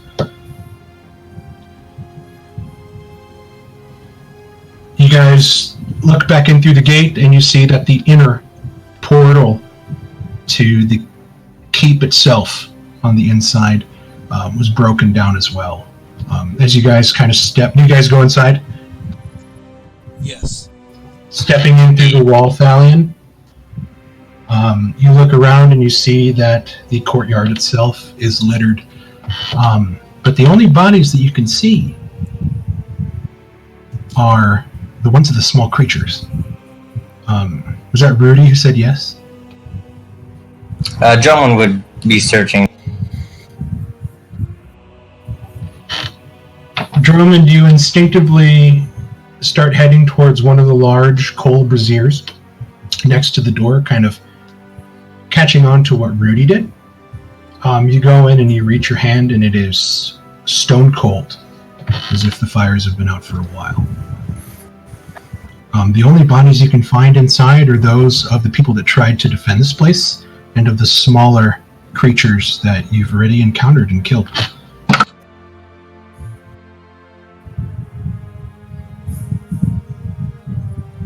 We should light every brazier we come by, just to be safe. Those of you moving closer to the keep, go ahead and give me a perception check. As you get closer to the front portal of the keep proper inside of the wall.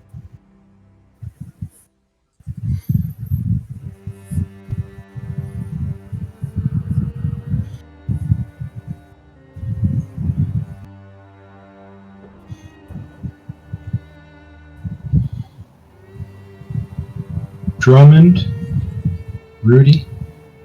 Rudy, how come you're rolling at advantage?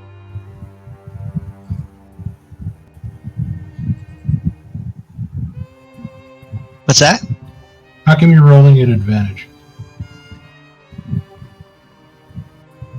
Did I miss something? I think that was a previous perception. I think it looks like advantage, but it's disadvantage. I just rolled the same thing, so it goes either one. Do you still have a point of exhaustion? Yeah, I had 2. Okay. My fault. Moonlight, Drummond, Zirak. Moonlight picks it up first. Cues you in on it mentally, Zirak. Someone's inside. Drummond, you listen in as you sort of peer around and you hear what seems to be coughing. Zirak, you pick up on it as well. Rudy too. With your 16.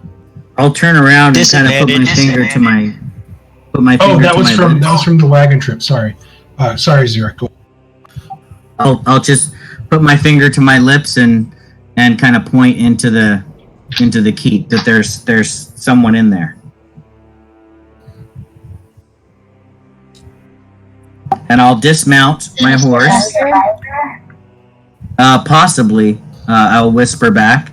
And I dismount my horse and start tiptoeing towards the keep. You guys watch as Zirak begins to tiptoe towards the door and then goes in. I'm going to go and wrap behind. still to follow as I try to secure the cart. Okay. Droman silently moves in, and you guys can hear the padding feet of Garshadow begin to move into the hallway as you guys begin to move down. The further and further you get, the smell here is incredible, but incredible in a bad way. It smells strongly of copper and iron. You can almost taste the scent of the blood on your tongue as you breathe it in. It is very thick. The floor itself, you kind of look down and watch as there's just large pools of it, as well as just lots of dismembered and broken bodies kind of laying all over the place. And you begin to hear it more loudly, this kind of in the distance, as you guys begin to pad your way further and further down. You reach a T in the hallway entering in, and you see that it goes left and right. Zirak, you go to the left and kind of peer down the hallway, and you see where the hallway goes down about 20 feet before wrapping a corner.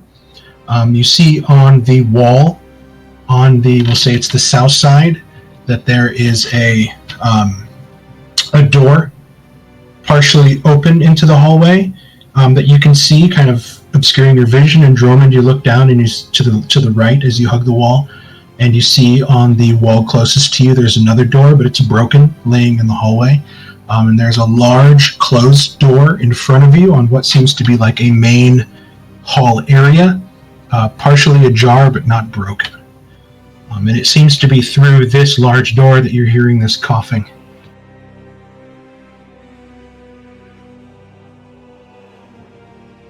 I'll turn to Valeria and say, perhaps we should see if there is a survivor and they may need our assistance. Sounds like it is. It certainly isn't making the same hideous whispers noise that came from the creatures with the long claws. Valeria, you come closer and you can hear it, this sort of bubbling cough. Yeah. There, she's not being stealthy this time, she's just running over there. You run over and you push the door open, and what you see inside is truly a massacre. Compared to the other people that you saw outside, a lot of the people that were killed here in what seems to be a main dining hall area for this keep, a lot of these soldiers here weren't armed and armored. Most of them died next to the tables where their plates still lay, food uneaten. There was pretty much just a massacre here at this point, as whatever came and swarmed this area almost made it in unheeded and just went through this place like a wildfire.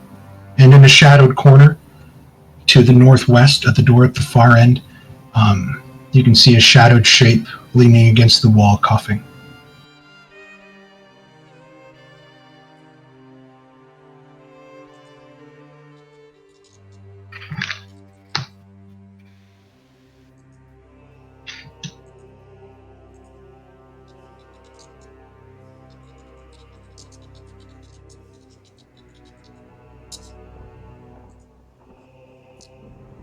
The moment Thalian's done securing the cart, he'll follow inside. Valeria, do you charge towards that corner?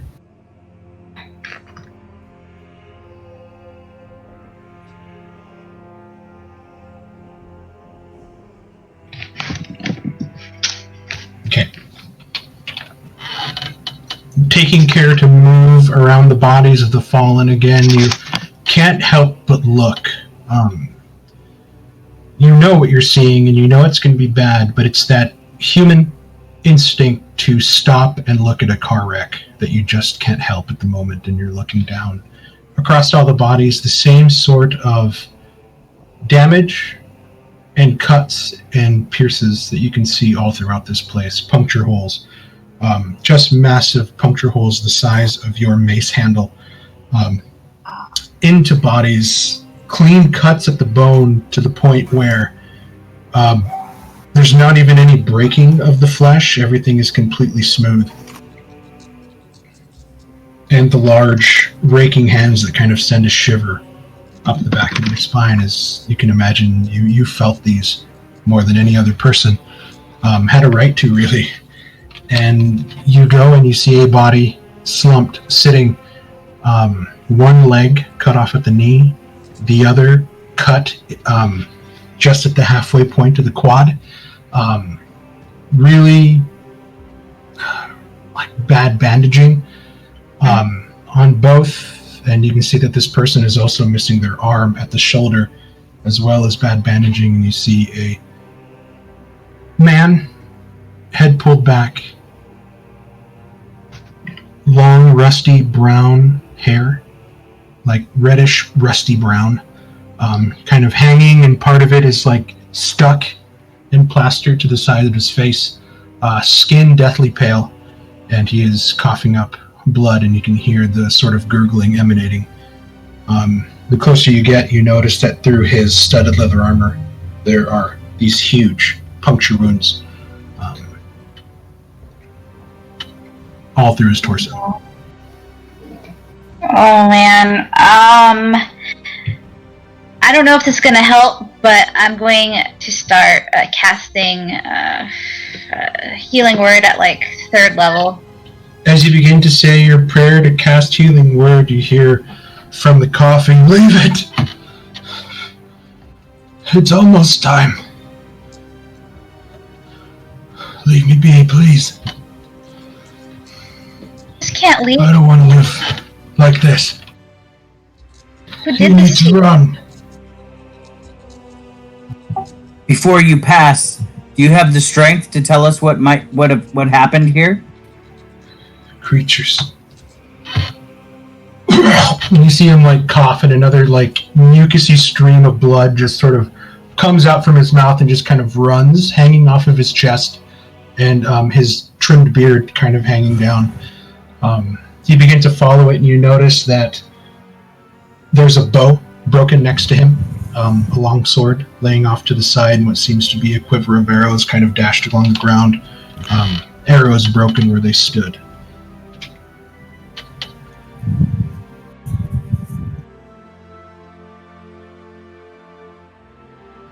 Do you know why they attacked you, or where they went? They came during sup.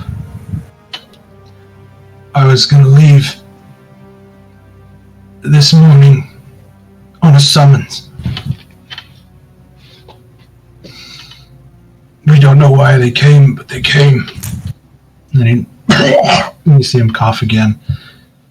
And the more he breathes and the more he sort of speaks, just the blood is flowing out of his mouth. But you notice that even though he has bandages on his legs and on the stump of his shoulder, that they're not bleeding from there. Even the pierces inside of his armor, there's no blood dripping out. All the blood is coming from his mouth.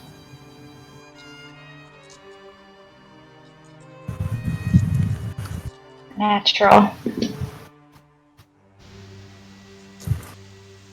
Look like this.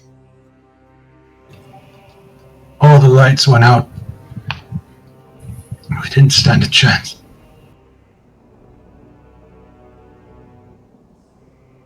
Was there some sort of white creature that stood tall with long claws? There was 5 of them. They wouldn't stop whispering. They wouldn't stop, and you see these starting to get manic. They wouldn't stop whispering as his eyes are going wide, and he sort of pukes again as more blood just coming out of his body. And you can swear that his skin is just starting to turn an unnatural sort of milky white.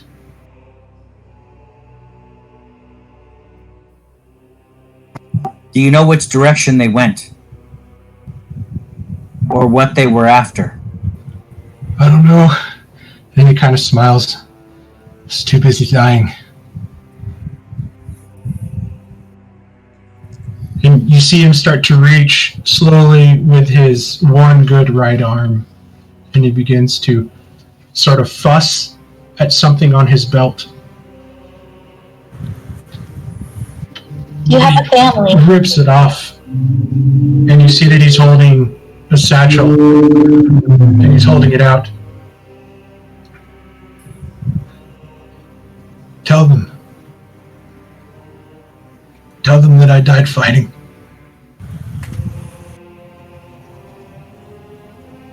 Would I finally arrive at this point, Mark? Wow, you waited till that long. I was waiting for you to. I didn't want to interrupt. I thought you were going to be like, all right, I'm going to sneak into the room. You arrive just as you see sort of Valyria, Rovanian, and everybody else kind of standing around as this person holds out what seems to be a satchel before his arm just goes limp and his head lolls to the side.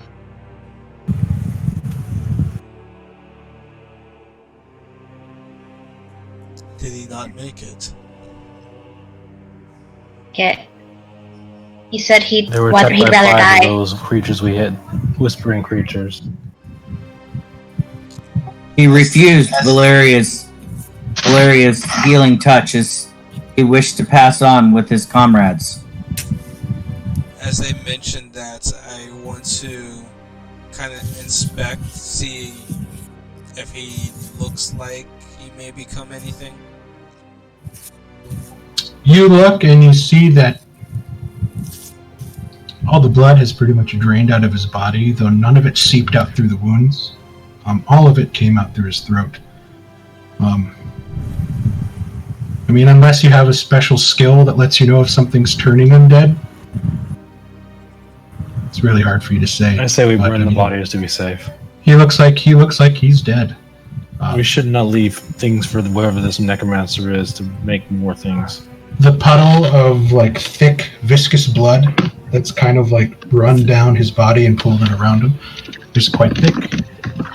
But the thing that immediately grabs you and that you notice, Thalion, is he's dressed like a ranger.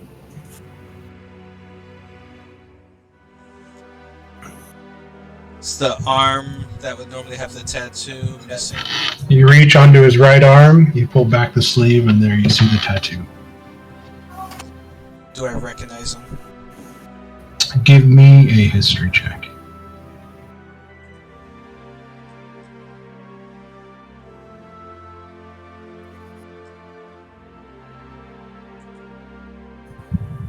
You've seen him before, though you can't remember his name. What was it that he handed you?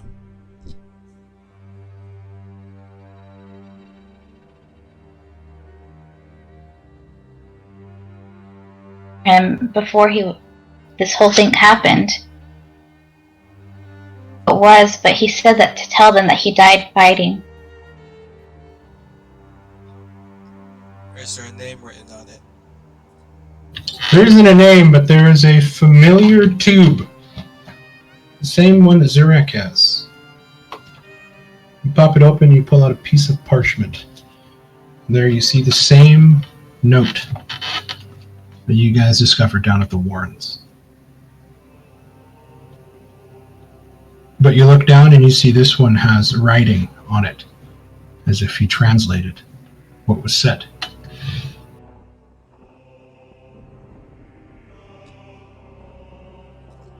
I want to read what the translation is.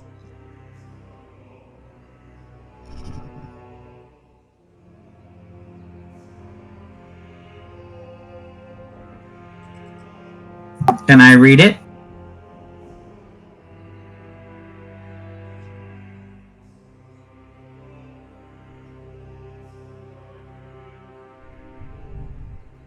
I can't hear anything if anybody's talking. The updated handout, encrypted Ranger's notes, is in your handout.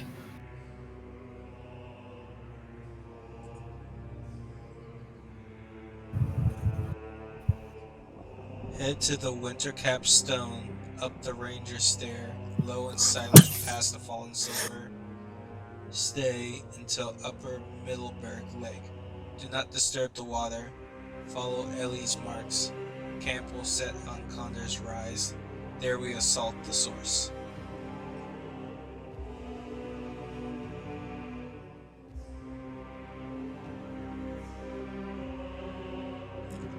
Do I know Do I- locations?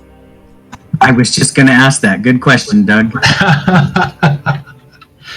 You know Upper Middleburg Lake is the mountain lake that feeds the waterfall that is now sort of forming the dread mire around the sunken ruins, where the dam was built, where it was broken and now flooded the sort of river valley where Middleburg, the second capital of Usaria, was during the Age of Woe. So you know that Upper Middleburg Lake is to the east. You know that the Wintercap Stone leads to a ranger trail that takes you up into the mountains. But what really gets you, it says low and silent past fallen silver stay. The only fallen silver you know of was the fallen dwarven hold, known as the Silver Hold, up in the eastern mountains, that Ellie would always tell you to stay away from. The same as the Cleft of Shadows, as they have been known to be places that vampires haunt. Though you're not quite sure about Condor's Rise. She's never really taking you that far up into the mountains, as it's too dangerous. I don't see these on the map. You don't see those on the map. There's not a lot of people that would know they're there.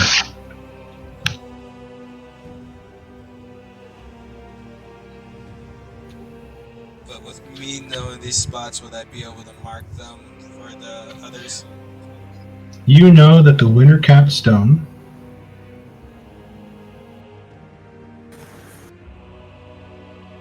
is there. This is Upper Middleburg Lake. You're not quite sure which one of these peaks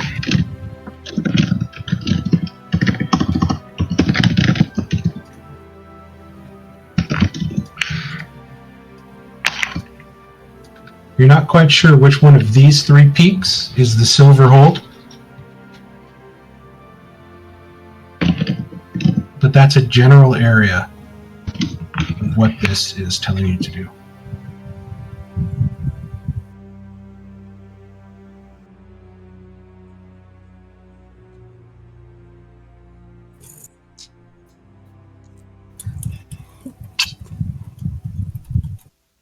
And since I now know he's a ranger, with how they would prefer to not come back as anything, I'll proceed with cutting his head off after he kind of said his wishes to the others, and look for something to burn his body. Should probably burn everybody if we can. This place is ripe for picking if someone wants to take body parts to make more. How long are you guys going to stay here to do this? There's definitely too many bodies for us to burn them all. I think we should just leave. This could take you almost 2 days to do. And you know that they were assaulted by a bunch of these monsters, to which one of them and 6 of the small ones almost took out your cleric in a quick fight. They obviously come at night, and they obviously... They mostly come at night. Mostly. I definitely would encourage the group to not stay till nightfall. And looking up at the ruins of Sitgard, my thoughts are that they might have that they might be there. That might be where they came down from towards the keep, and I don't want to go there. They look pretty creepy even here from looking at their peaks in the distance. Thalian, the rumors that you heard long ago before your fateful trip to Halanon kind of fills back into your mind. Strange creatures tearing people up north. People saying it's a big wolf. I've never seen a wolf like that before. Oh, I assume they were werewolves. Oh, You had Layla blinders on. I did. I was gonna blame it on her pack. These things have been moving around up here for quite a while. You don't know how much their numbers have swelled. Wait, what's going on? You What? don't know Where how was many what? there are. But it's been almost 4 or 5 months since you left. So who knows what's up here.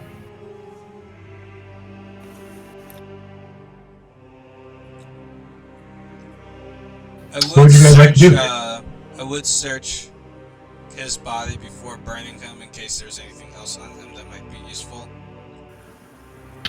Go ahead and give me an investigation check.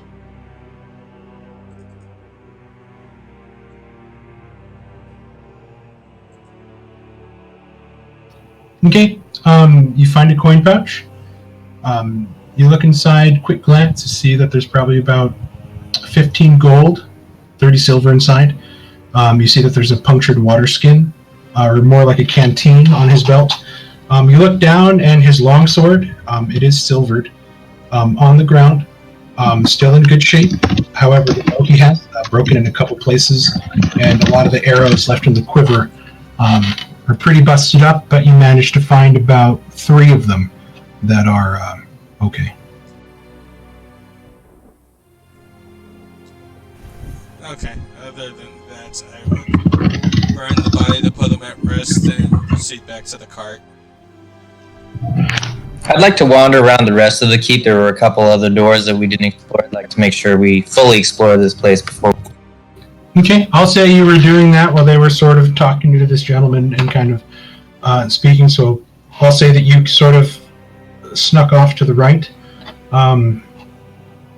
You're looking into one of the other doors, and you can see that it's a barracks room. You can see there's about 10 cots per side. What are you checking? You see that there are bodies in here, blood on the floor. Same thing, some of these people seem to have been caught in their sleep. I guess we'll just rummage around and see if there was any anything useful. Swords, arrows. Cool, give me an investigation check.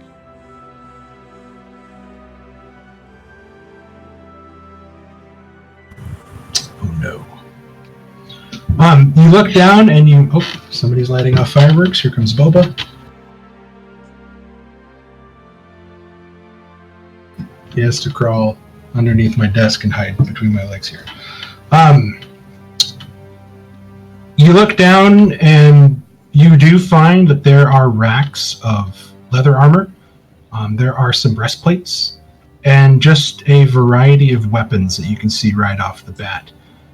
You see a lot of shields, spears, some short swords and long swords, and you can see what seems to be like a couple maces.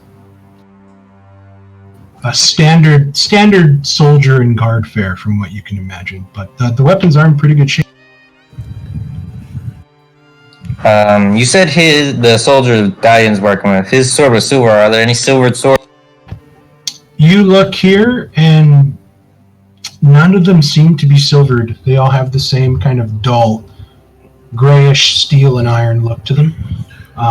They're not glinting, but these are, from what Thalion has told you, sort of the kind of state soldiers, and the rangers themselves are kind of special cases. Alright, let's move on to another room. Okay, we'll say that you move up the stairs, and you see here there are more singular rooms and there are barracks, some offices.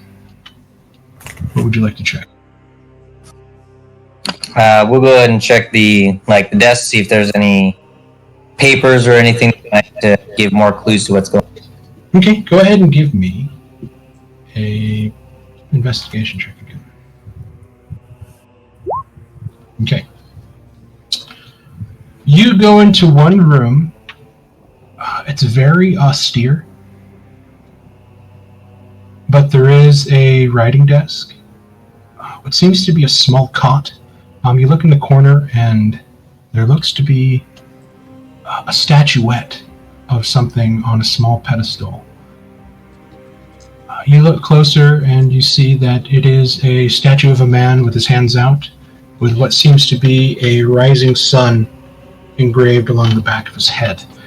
Something you've seen multiple times inside the Empire of Man. You know that this is Lathander, the Dawn Lord. You look to the right and you see what seems to be a rack of armor. The breastplate and shoulders sort of still on the rack. However, it's missing the gauntlets and boots, and you can see where some of the leg plates have kind of been left on the ground, or just somebody tried to arm himself pretty quickly. You look through the desk, and you manage to find a box. You open the box, and neatly stacked what seems to be 42 gold coins, 200 silver coins, and a scroll of vellum that seems to be etched with gold leaf. And you see a wax seal of what almost looks to be like a knightly order on this seal. You find as well an iron flask stamped with a shield. You pop it open and you smell, and there's this sort of acrid, earthy smell inside, but the potion itself runs very thinly and sloshes quite easily. And then inside another, you find a pair of very smooth leather bracers. And you look, and there is sun etchings and what seems to be an arrow on both. What on both? Sun etchings, so there's like a circular sun with an arrow stamped directly over it. Cool. I'm writing all this stuff down. And then you find some papers. You begin to sort of rifle through, and you see some of the everyday runnings of this place. Cost of food, garrison orders. You can see like where troops have been sent, how many of each. You see that there is a stable station of almost 75 troops per settlement, sort of equally sent out from each of these shield keeps on the north side of the Road of Whisperers. Okay. You see another one that says that they were working quite closely with the Shadow Walkers here along Sitgard, the ruins of Sitgard, mostly with investigations into the disappearances of people and also the stories of creatures that have been sort of abducting and tearing people apart.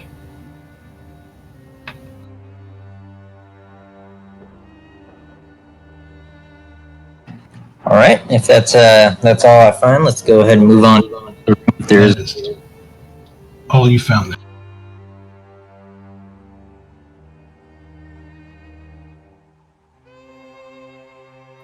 Next. We'll say that you have time for one more room, and the amount of time it takes you to kind of look compared to what your group is doing. So go ahead and give me an investigation check.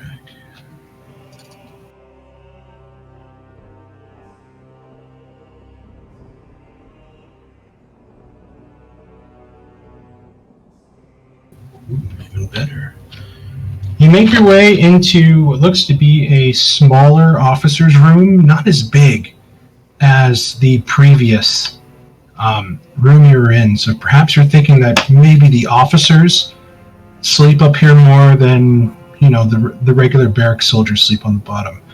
But this definitely has a look of richness, almost like this person has to be nobility.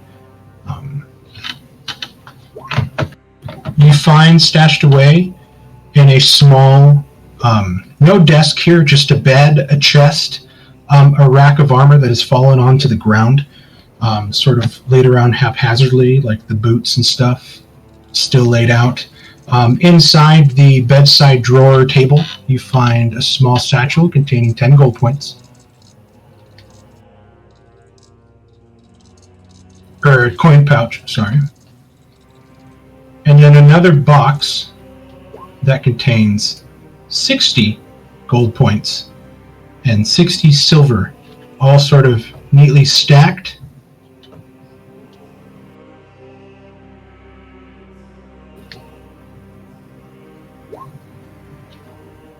Looking along the armor, you find a satchel.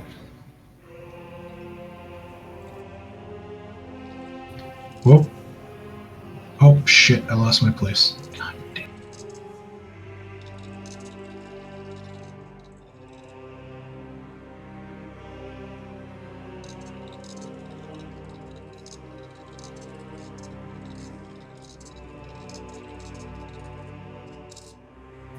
There it is.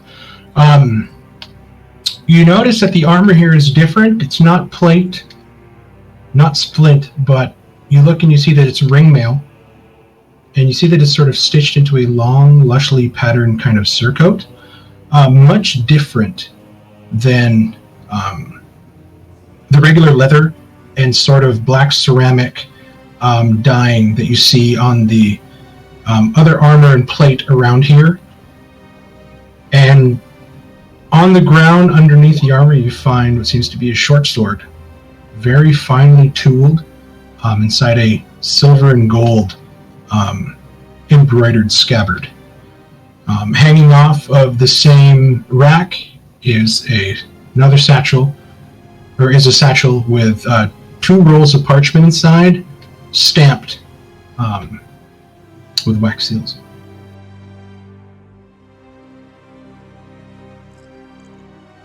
With enough searching, will we be able to find replacement armors in this place? If you guys spend a good enough time going through and trying I to was just gonna ask that.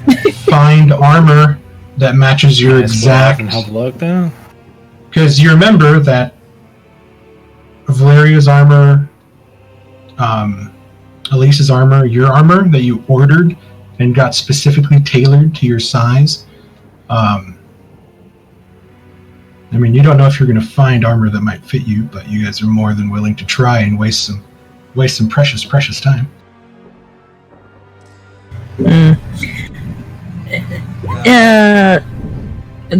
Would we find stuff like intact bows, like just regular, your standard hand crossbow or bow?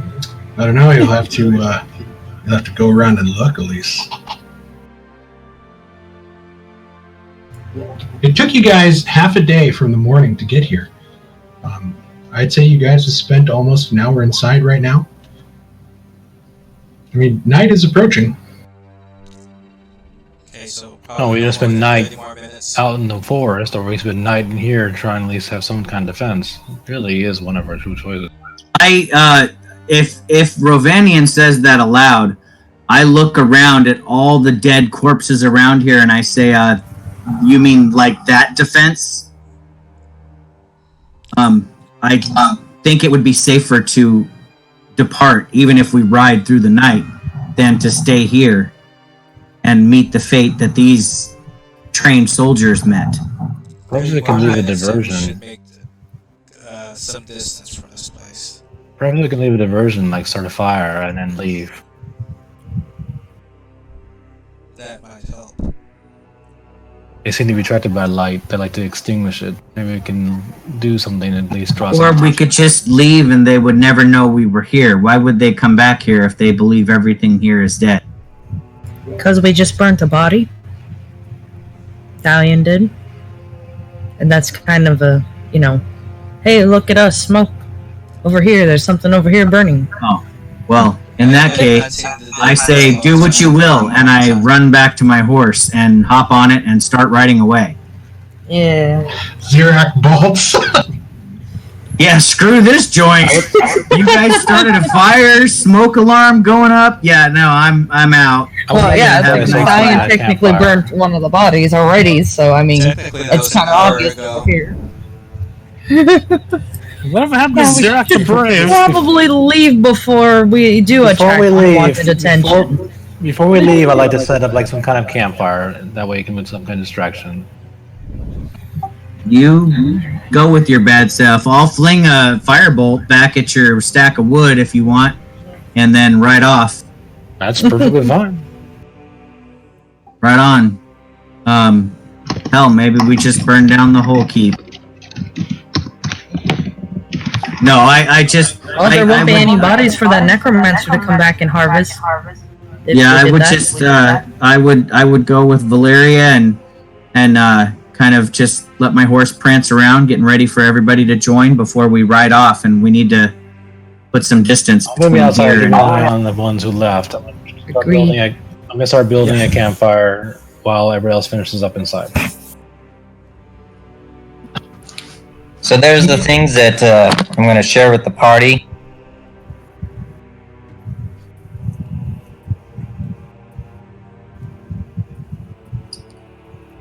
I'll be back at the cart and be like, look guys, I found.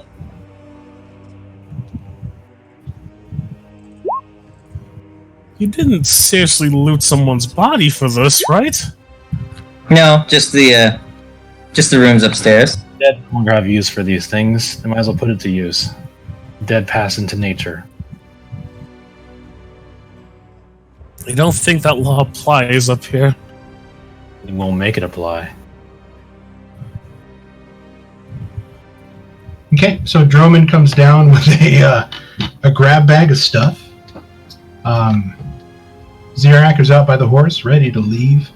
Rovanian is currently gathering up spare wood from what he can find, filling in the coals from the braziers, and trying to light. You're lighting a bonfire, or just a small campfire? Bonfire. Okay, and you see that he's building a very large bonfire using pews and tables and stuff from within. What are the rest of you guys doing? I'm probably coming out with Droman at this point, so we can get ready to leave. Yeah, I'm gonna start heading out towards the cart. Okay, the fire whoosh burns to life. The heat from it, very oppressive. It is a big fire, and it is making quite a bit of light inside here. You guys turn the wagon around, get on the horses, and you start riding away. After a couple hours, it does begin to get dark, and you see out beyond just the last vestiges of the fire inside the keep. You keep going before the light just vanishes. And you guys thunder down the road.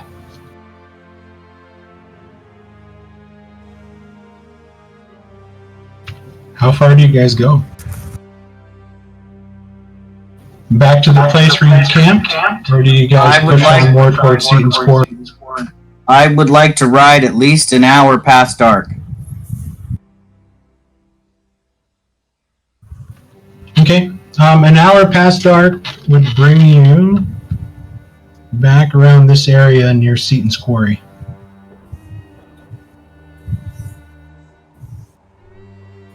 Okay, and then taking Rovanian's advice as far as finding a defensible position, I will look around at the structures, and I can cast light so that I can have some light while I examine the area. For whatever the sturdiest looking structure would be that would support, or that would be big enough for all of us. You see that there is a stone longhouse, much like the stone longhouse you guys found in Apple Willow. A bunch of other smaller huts and shacks with thatched roofs and sort of thatched siding next to, like braced in by wood. You look down into the middle of Seaton's Quarry, and you can see that the town kind of revolved around this huge clay pit mine. And you see in each direction on the bottom where tunnels have been made in deep into the earth here for the mine. Well, I will definitely wrinkle my nose at the prospect of spending a night underground, as we've done enough of that as a group. But perhaps the stone longhouse would be easy to defend if something were to attack us in the night. Okay. I would suggest then that there's 2 people per watch. One watch the floor in case something tries to dig up, while one watches outside the window. That's an excellent idea, Thalion. You guys get on that. I'll see you in the morning.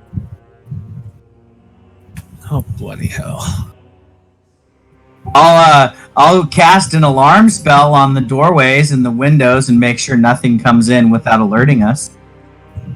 I don't suppose you could cast an alarm underground on the ground beneath us. No, I have to be able to see it in order to mark it. And technically, each alarm can only cover a 20-foot square block. But I can cast them as rituals, and they don't override each other. So I can block off several areas.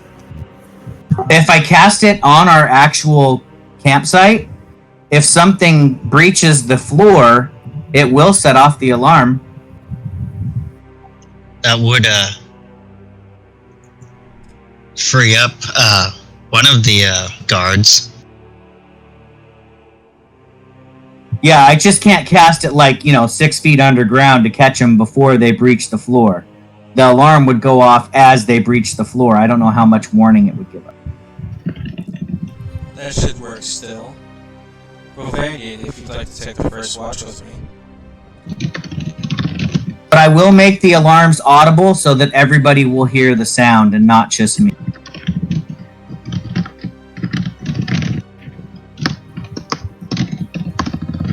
So yeah, Mark, Zarak is basically going to take an hour to cast 5 or 6 alarms around the whole structure, just to make sure we all feel secure.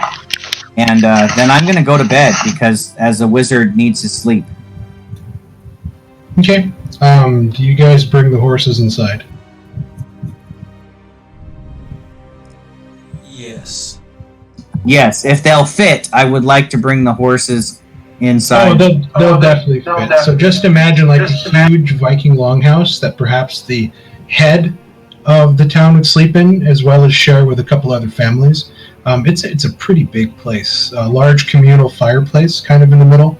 A lot of tables have been laid out here, about 10 tables that may sit. It's a big structure. This is the place where everybody congregated after the day's work was done, kind of deal. That's excellent. I bet they have lots of cooking supplies in here. So after I'm done setting the alarms, I will go ahead and work on pulling out some cooking supplies and making some dinner for all of us. Even though it's late, yeah, I'll see what they have in the kitchen. You look in the stores and you can see whatever was there, ransacked or taken. You look along the sort of dirt floor inside the storage room, and you see more of these small, little childlike handprints that you know belong to the Ratmen that have kind of gone through. Well, blast! I guess there are pots and pans. Fish, everybody. There's pots and pans. There are cooking stuff, but you can see that most of the bigger things, perhaps smoked meats that would have been hanging, vegetables, stuff like that. Some of them look like they're on the ground, partially eaten. It looks like whatever they could steal, people and otherwise, they took. Can I hunt around while we're preparing? See if I can find something? Go ahead and give me a survival check as you kind of leave the town and go out for a hunt. I'll search for herbs while he's hunting. Okay, so you guys aren't taking a watch. Good to know. Thank you very much, because both of you were first watch. Awesome. Okay, so go ahead and give me a survival check, Dally. It is already dark, so as we're wandering around in the darkness looking for stuff to eat, I figured we would just pull out our stores and use what we brought in the cart and not go foraging, but... Thalion, are you going to check for herbs? Well, I did mention the watch first, so I will do the watch. I would do a watch first, too. It's fine. Okay. You're going to come back with a deer. I mean, I figured I'd do that at his desk, yeah. Okay, so both I would of have you meant to do that at go ahead desk and as soon give as me, we started camping. go ahead and give me a perception check. Me? Okay, 13. Rovanian, you went out and started hunting. You're not on the watch right now? Oh, okay. Okay. So if you're going hunting with the 18, you do manage to come back with a white-tailed deer.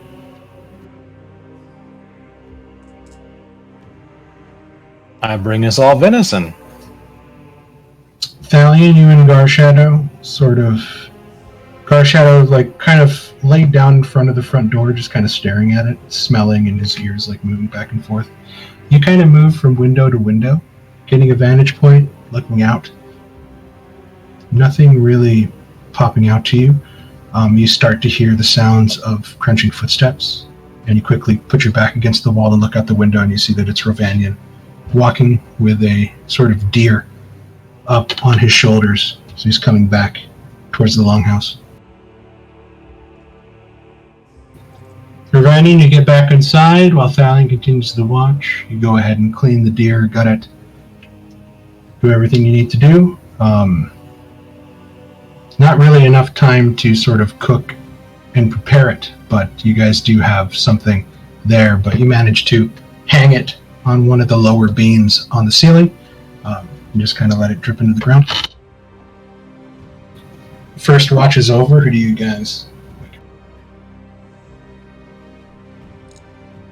I would probably wait Droman for the second watch. Okay. Both of you go to sleep. Drummond, you wake up. You look, hanging from the ceiling has been a freshly caught and cleaned deer that's just sort of hanging there. You get up and you begin to go from window to window. Go ahead and give me a perception check.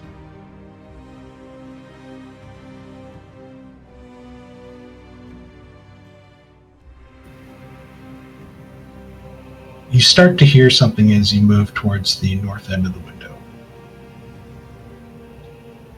A clicking noise.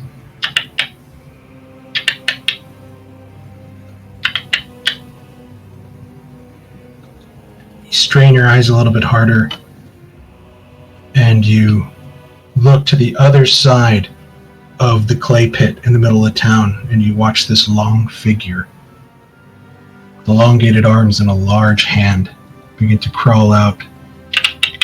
His fingers moving up and down, making these noises, and opens up its mouth, and you begin to hear the sort of telltale sound of numerous whispers. And you watch as he begins to crawl down the clay pit, and there you lose vision of him. Do we have a fire going? Or some sort of light source here? Nope. I'd like to search for, like, some way to make a fire or something, because that's what kind of kept him away.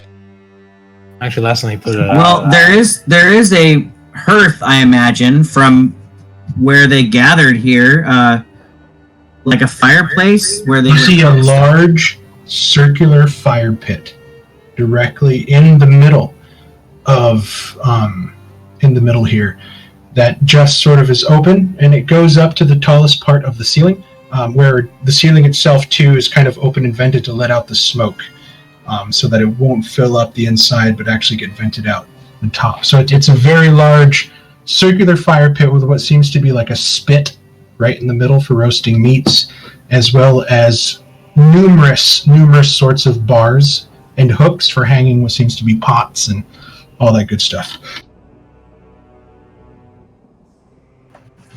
So I think I'd like to start, like, preparing a fire, but not light it just yet. Just something I can prestidigitate and light if something comes to. Okay, you do manage to gather up as much wood that you can find inside, both scattered and stacked, and you have yourself a pretty good fire ready to go just in case, and you hurriedly make your way back towards the window and kind of peek outside. The clicking sound is gone. The sound of whispers are gone. And you have not seen this creature for quite some time, and you sort of strain your eyes staring at that clay pit. Nothing is coming out.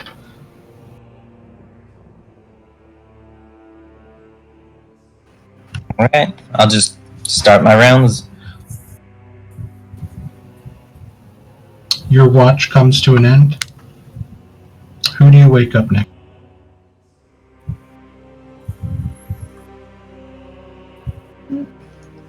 Let's go ahead and have Valeria, I guess. Okay. Valeria, you're awoken by Drummond, who fills you in on the situation of everything he just saw. Visibly flinches at the sound of it being close by, but it relaxes once he says it left. Probably. It left, and I have a fire prepared for you if you'd like to light it. Okay. Valeria, you start to make your way towards the windows. What do you do?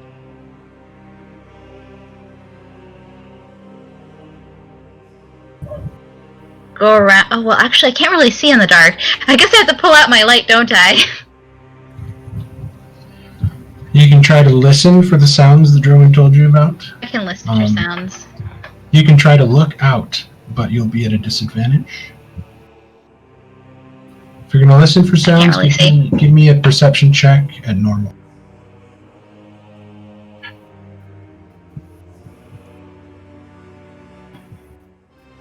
You sort of close your eyes and you grip onto the window sill that's the shutters partly cracked open so you can see outside, and just straining your hearing. You can hear your friends breathing behind you. And you don't want to move. You're trying to slow your breathing, although your heart is racing just thinking about this thing, what it did to you and what it can do. An hour passes. The end of your watch is coming up as the sky looks like it's starting to lighten. And then you hear it.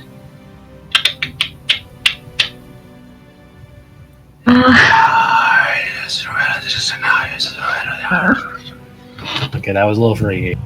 But it is close. Oh my god. Not moving. And you watch as coming from your left in front of the window.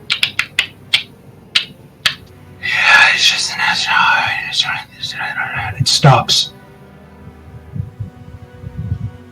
And then it looks towards the window and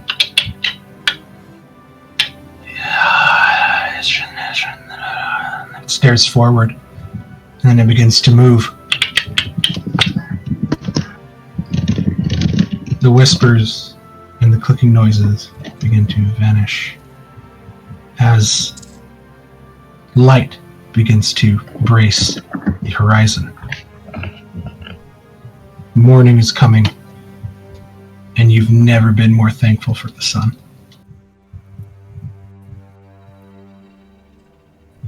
You watch as it moves down the clay pit again,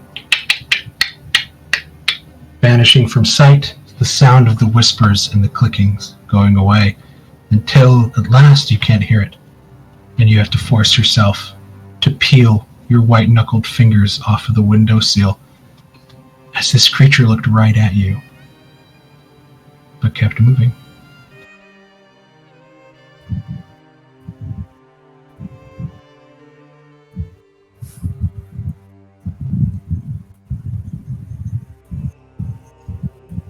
Mark, you made a freaking scarier version of a Dementor.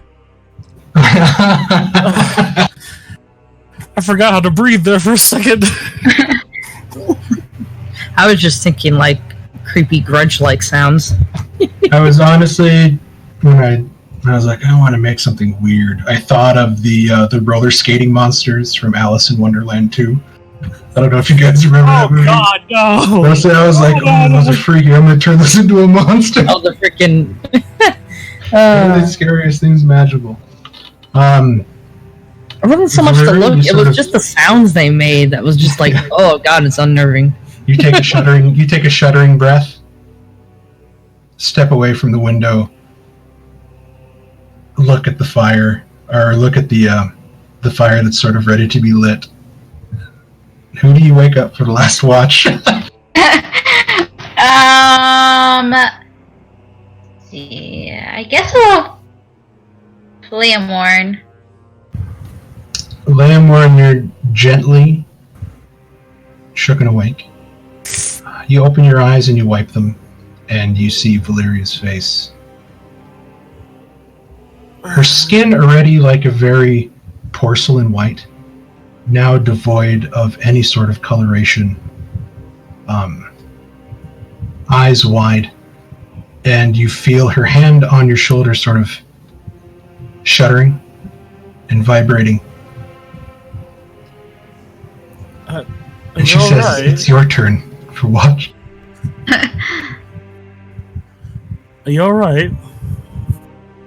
I'm not okay. That thing's is out there still. It came really close to where we were at. I thought it was going to come attack us, but it disappeared back into the pit over It does there. not like the sunlight. There's another one? Okay. I'm Yeah, I had suspecting to they hear. might not like sunlight, but they will be attracted to fire and other sources of light at night. Alright, Probably have a better chance since you can probably see light better. okay, did it make any type of noise? Guys, And she tells you about the clicking and the whispering, and you watch as she kind of shakily makes her way to one of the cots that are unused, and sort of lays down and just kind of. I imagine she's in the fetal position with a blanket and over her head. I have like, yep, exactly. Yeah. Okay. I just picture her like just like that, but like holding the statue of God in one arm, sucking her thumb with the other. Yeah. If I had a Martin, stuffed you- animal, I would be holding it right now. Later morning, you make your way. You look in the center hearth and you see that it is stacked high with wood and kindling, as if ready to be lit at any time. And you make your way towards the window. The gray, dim darkness that you see is sort of taking on hues of pink and purple as you look, as the horizon and the light there begins, almost like a reverse sunset, begins to grow bigger and bigger and bigger. And as time goes by, you see the sun for but a brief moment before it's swallowed up by the clouds, but your watch goes off without a hitch. Everybody begins to stir and awaken. Zirak, you slept like a log. You get up and you have the best stretch where you stretch so much you're like, I could sleep for another 5 hours. I feel great, guys. Thanks for keeping great watches. I'll give everybody a nice pat on the back. How does just out of curiosity, how does hunting and deer and all that stuff feed? Like, I'm just curious how it helps the party as far as class and things like. What's your background? What? Oh, so you don't have the Outlander background. So pretty much you were able to get a deer. You have enough protein from that deer to feed you guys for 1 day. I know that Zirak and Thalion are Outlanders, so when they go out and gather food and stuff, they're actually able to gather more than somebody who's not an Outlander, I believe. So, but your roll is really great, and you managed to bag a deer. So that's really enough meat for you. Not to mention, you guys picked up a slave rat, and you also have a giant lion to feed. Would this night, even though I did the last watch, would that get rid of my last exhaustion? Yes, you were able to sleep for 6 hours before being awoken. So those of you with exhaustion points, 1 exhaustion point is gone. I believe everybody should be cured of all exhaustion. I'll hand the bracers to Zarek if he feels like identifying in the morning while we eat deer. Okay. A delicious scent of roasted venison, mixed with whatever accoutrements you guys have left from foraging the day before. Cooking and roasting on the spit. You guys have a fabulous, fabulous breakfast of fresh roasted meat, something that you guys haven't had in a while. Zirak, you're awoken to the sight of Valeria, who has the most haunted faraway stare on her face that you can ever imagine. She fills you in on what happened.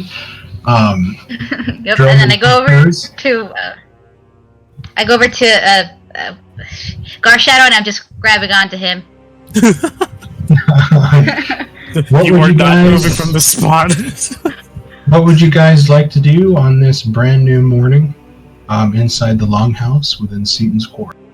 Zarek's gonna go ahead and identify some things like the bracers at least. Okay, are you gonna ritual cast like during breakfast? Yeah, I'll go ahead and prepare myself for 1 or 2 rituals of identify.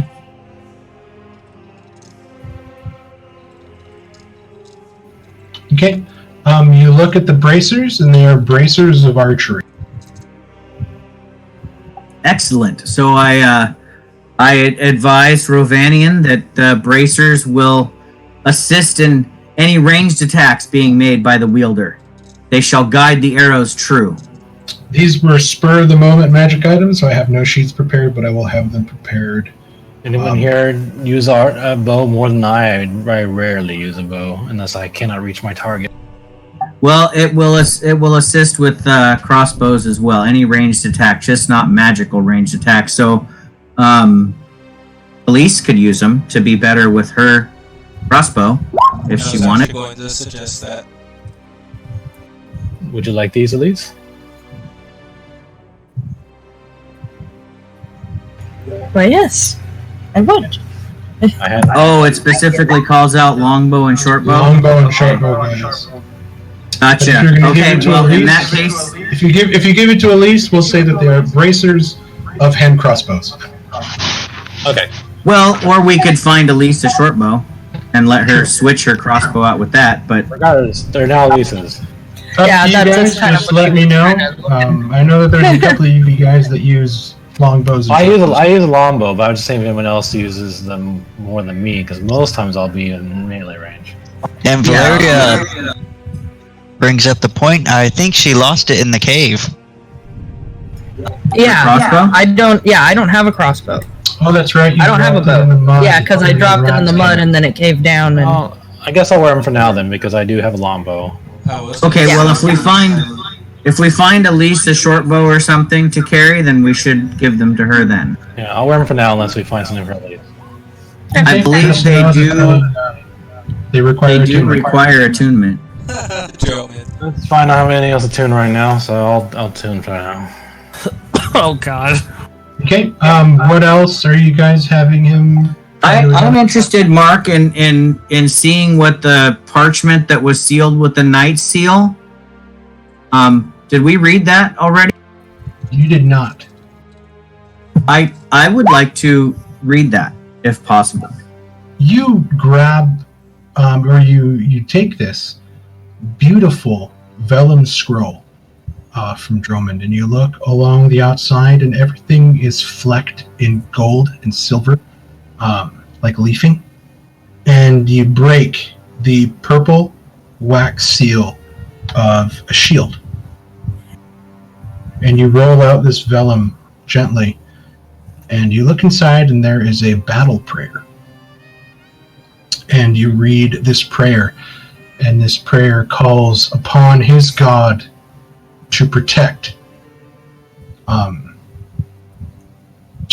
either the reader or somebody else from evil. So I recognize it since I do actually know the spell protection from good and evil? Give me... Yeah, I'll say since you have that spell, you notice that it's just, again, it's not worded in the way that you would write it down. And you see that it is based in a prayer, like an actual prayer to Lathander. Right, so this one is a cleric version of the arcane version of the spell I have, so Yeah, you can imagine it is different. like a cleric or perhaps a paladin. Drummond would describe to you that he found it in a room where there was plate armor, stuff like that. Okay, and then I would let the group know that I'm familiar with this magic, but not in the way it's administered here. But it will protect you from evil creatures and or even divine beings that might seek to harm you for a short period of time. Not as effectively as my magic would, but as effective as perhaps Valeria's would. Ouch. Ouch. I guess all those heals mean nothing now. and then I would like to see the 2 rolls of parchment stamped with wax seals, if I could. Perhaps those are also spells that we might find use for. You open one up, and you begin to read the spell formula. This one seems more wizard-based than anything. And you find that this one is perhaps a scroll that may help you understand certain languages.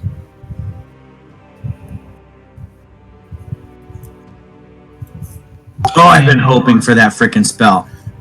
And you, and you grab another spell. And this one is quite complex. You look at it, and the writing on this one is so small and so fine, but it fills up nearly every corner of the page.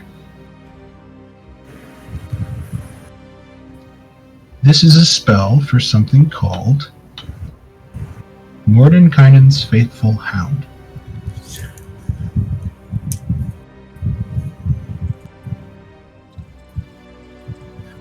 All right, so I do not necessarily understand that second spell. I am a high enough level. Mordenkainen's Faithful Hound. Nice. I do, however, from everything that you can understand, this spell is calling on you to conjure something. And you're getting that perhaps you're conjuring a spirit. But at the very least, I turn to the group and I say the 2 spells contained within these 2 scrolls are arcane in nature. And as I am the party's wizard, I think I would best be able to comprehend these spells, and therefore I should hold on to these and add them to my spell book so they may aid us in our journey ahead. Sounds logical to me. Yeah, and you know that spell scroll that you're reading, a spell of that power, that scroll cost whoever it was that had it quite a bit of. Yeah, and it will cost me a lot of money to copy into my spell book eventually. I haven't looked it up, so I don't know what level it is. I know I can only copy spells if I can actually cast them. So I may have to wait a while before I can cast that or copy that one. Yeah, so I get to wait a little bit. I can't cast 4th level spells yet. Okay, so that is the bracers, and then the 3 scrolls that you sort of read over. You didn't have to really cast anything on those. You were able to read through them and understand what they were. Rudy has a sword. We did have a potion that was unidentified, and then of course the sword. If Rudy wants me to identify it, yes, I would please. be happy to. Yes, please. So I will go ahead and take the time to see if the sword has any magical nature about it, or the scabbard as well. If it takes 2 separate castings, I will go ahead and do that. Keeping in mind that each time I do this takes 11 minutes, guys. So we are wearing through our morning a bit. It's okay. I mean, really, with breakfast, and you're sort of doing this and kind of doing a spell, identifying and sort of eating and mixing it in. Like, I'll say I think right now you guys have like a method to your madness that you've been able to like hone into a very fine skill. And I'm sure that he can cast his ritual while we're on the move. But he rides his horse, which he trusts to know. Yeah, no, I have to be still to cast the ritual, because to do it as a ritual, I have to like draw runes on the ground and make arcane gestures. I don't think I could do a ritual on horseback. Okay, so Rudy has the short sword. Yes. Okay, so taking the time now to actually look at it, as you didn't pull it out of the sheath yet, you hand it to Zirak. Zirak, you look at this beautiful, well-oiled, well-taken-care of mahogany wood that acts as a scabbard, filigreed and filled in with what seems to be pure gold and silver. Just random designs, sort of to make it look appealing to the eyes, but it's just the scabbard itself, you can imagine, would probably sell for quite a bit. You begin to You begin to pull the sword out, and there's a satisfying click. As you begin to take it out, the sword itself is a beautiful blue that almost seems to shimmer as it catches light. And you see in the middle of the blade running all the way down is a lightning bolt. Excitedly, you lay it down on the ground and you begin your ritual. You find that this sword is called Storm Song. It is a +2 magic sword, short sword. Deals the regular short sword damage +2, but on a critical hit, it has the chance to conjure a lightning bolt to strike its target.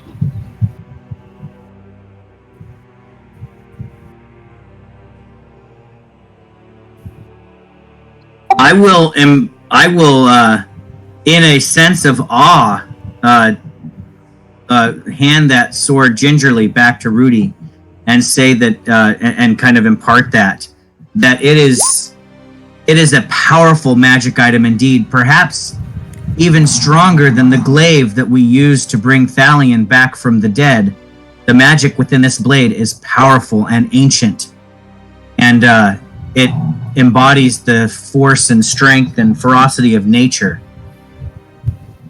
So, just so you guys know, on a critical hit, it calls down a single lightning bolt for 3d10 lightning damage.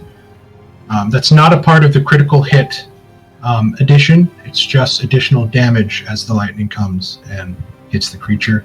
Yes, it will work if you're underground or inside a building.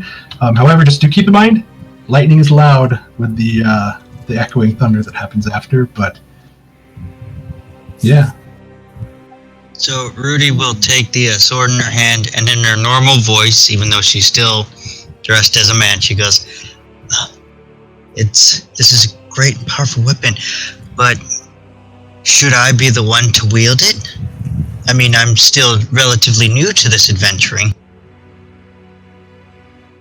Well, if it does possess the power of nature, one as myself has had to handle such an element. Oh, you can't handle the power you already have. No, I look to you, Rudy, and I hand, as I'm handing the sword back to you gingerly, I say, with your expertise in swordplay, the graceful way that you wield the weapon, I do believe that it would best suit you. And although you have only been with the group for a short time, putting our armaments in the hands of those who best wield them will ensure all of our safety in the challenges to come. That is just my opinion, though, as the party's wizard and most intelligent person. You're welcome for the blade. I will turn to the rest of the party and just see if they all agree. The sword was too much of a toothpick to me. It's better in your hands. Leonore, we say you took the steel flask, taking it over towards your equipment. You relish getting back to work and sort of getting to play with your toys again in a non-life-threatening situation. And after about 30 minutes or so, you're able to come up with the fact that inside this steel flask is a potion of necrotic resistance. Ooh. By the way, that would have come in really handy against those little babies. Potion of resistance against necrotic energy. I just think they're a much stronger foe. Now, is that all the things that you guys... Valeria, I just want to real quick, Mark, say, when Rovanian says perhaps we should use it against a much stronger foe, I glance at Valeria because those things nearly sucked her dry to death. And Rovanian's over there saying, yeah, they were worthless. We shouldn't use anything to protect us from them. It was actually the creature that mostly killed her. They just finished the... Yeah, but I think they did suck quite a liter of blood out of her. I love health to one of them. Yeah, I think they were strong to some of us. I'll hold up the flask. I'll just hold the flask. This could be potentially helpful to someone who might regularly encounter such an ailment, though that choice would have to be between the close quarters orient of you. Oh. While you guys are discussing that, I'm trying to map out routes on the map. I kind of just put a finger up and say, don't forget about that statue of Lathander. It was just a statue. Was it checked?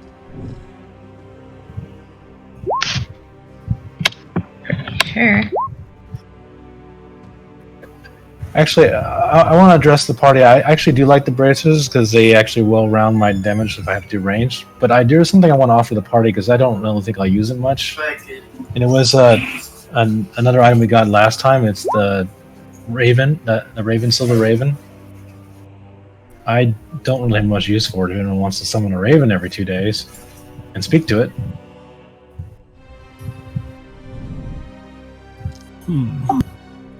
Let's give that to Leo. It's a wondrous figure. It's a raven. You can summon it once every 2 days for 12 hours and also speak to it. Yeah, so Leo Morn is our alchemist. Perhaps he would have use for something like that. Well, I don't know. I never had anything like this before.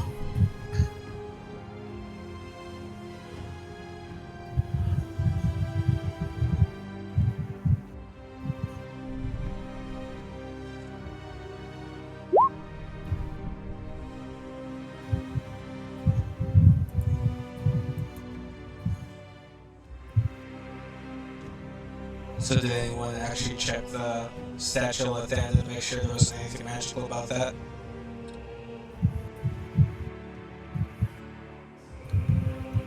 I can, if you want me to. Okay, you take the statue, you set it down, and you begin your ritual. And it is a very nice marble statue of Lathander. So, Leomorn wants the statue? The Raven, I mean? I suppose I could give it a try. I don't know if I'll put it into much use, but... In a player character level, Drummond, if you want it, you can actually use it to do your sneak attack, blah, blah, blah. Oh, I'll take it. I'll take the Raven. Okay. Drummond, can you post your list of everything you took?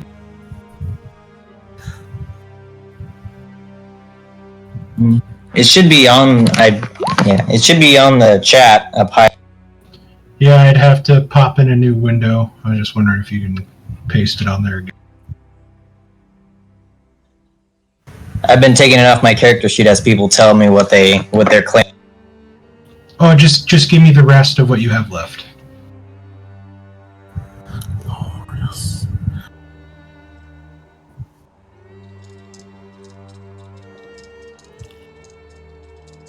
I think with the necrotic resistance potion, I'll when she comes back in from the horses, I'll probably hand that over to her, remembering what happened the last time we fought those things.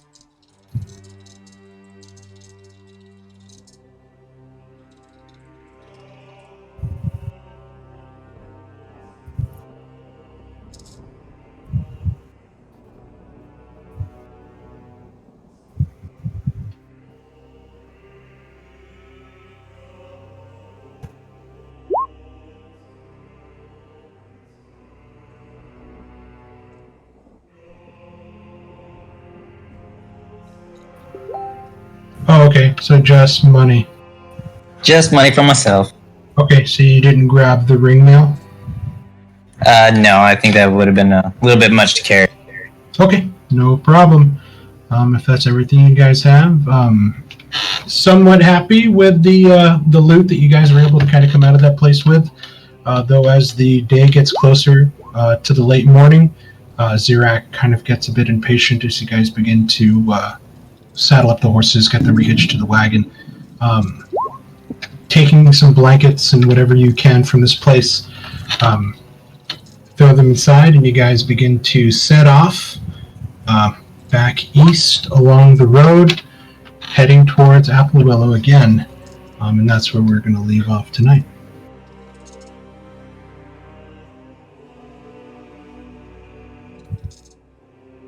All right, so I have to be 7th level to cast this Watchdog spell, so it'll be a while before I can do it. By the time you can use it, we'll probably be out of the barrel. And Yeah, this will be when we go somewhere else in the world, I'm sure. That's a lot of its use. Everybody here, go ahead and add another 150 XP to your experience, and then I will send out messages of today's bonus RPXP later on, either probably tomorrow. And that way you guys will have that. And kind of glad you guys went west. So I can kind of walk you through that fucking horror show. So Thalion can put Ceres' friend. Yeah.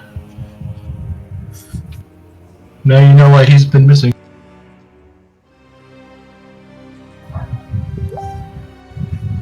All right, and for those of you in the Monstrous Deeds campaign on Saturday, I will have the Roll20 set up tomorrow. When you build your... I have an image for everybody now, so I can create your tokens. I'll send out the link to invite you to the game. When you build your PCs, build them at your 9th level character sheets. And for those of you that are spellcasters, I'm going to ask for your cooperation and not to be metagamey about it, but for spells that you might have that have an expensive spell component, you can have one of such spell components. So don't abuse that. Don't tell me that, oh, this thing costs 1,000 gold pieces and I can cast 10 of these spells. No, you fucking can't. Just be nice and don't abuse it.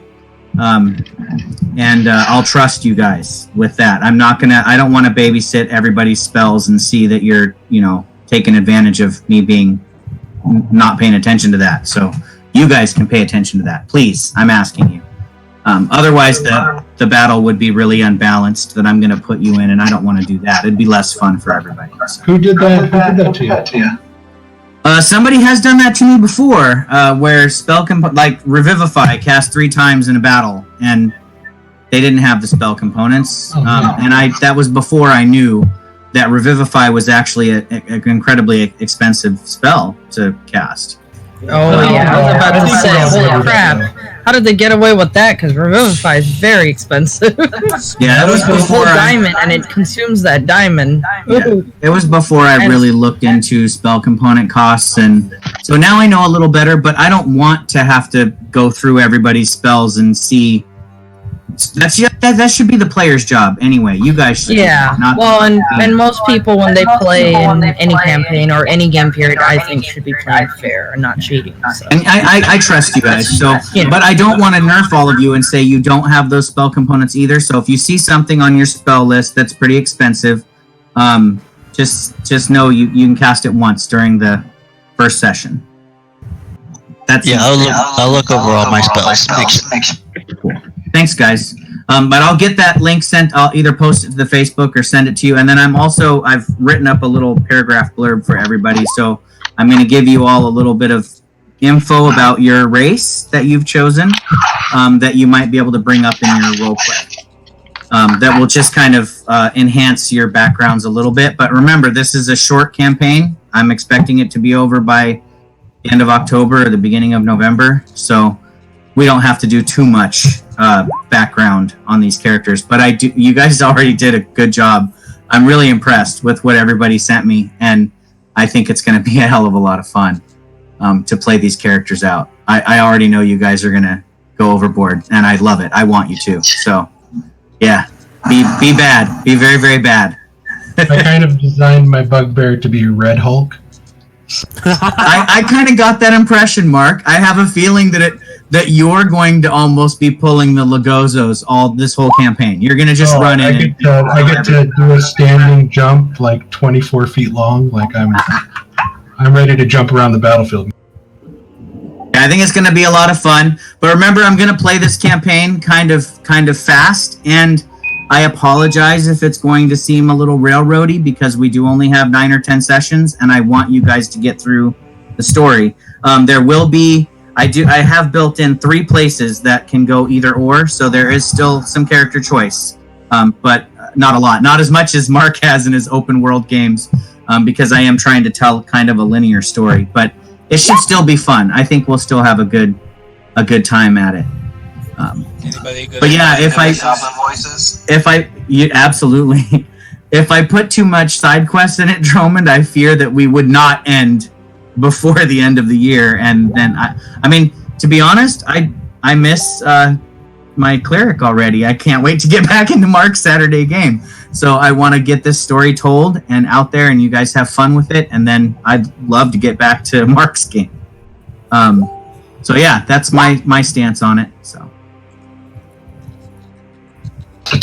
Right on, guys. Thank you very much. I hope I got to scare some of you a bit with. Yes. Thanks for the descriptions, Mark. That really helped. I love picturing the encounter in my head and what's really happening. I close my eyes and listen to your descriptions, and you sufficiently spooked me tonight with that freaking fear bit. That was awesome. I have to admit, that whole scenario with Valeria taking watch out, that whole time I was listening to it, I totally forgot how to breathe. So just watch something happy before you go to bed, Carl. I have the filter system ready. So. And thank you guys so much, and I will see some of you guys Friday, some of you Saturday, and then we'll all meet back here next Tuesday. After we all die on Friday. Yeah. Anyone actually left in that campaign? Good luck, guys, on Friday. I'm already dead, so I won't be there. I don't know. Hopefully this druid will last a bit longer. She's got quite a bit of utility, so. Aren't you playing the NPC druid? What's that? What was that, Jeremy? I thought Ken was going to play the NPC. Oh, I was thinking about it, but Chris hasn't sent me any information on it yet, so I don't know if he wants me to, or I mean, it's okay either way. Because that whole session, he didn't send anything to me about her either when I played her. He just said, "Oh, and this is who you're playing, Doug." And I was sitting there, and I was like, "Oh, wait, who is it? What am I playing? What is the info? You didn't give me anything." So yeah, he's still expecting you to. I'll ping him on Messenger, but if I can. I don't have any other plans really, other than Destiny. So if you don't want to play her, I could just tell Chris that Eric killed her. Yeah, that could be. I mean, right, guys, I think it might be a new NPC though, because I think that when we ended that last session, with everybody running away, Doug asked where she was going, and Chris said she's not going back there, she's going somewhere different. So, I don't know, it might be somebody completely new, just a heads up.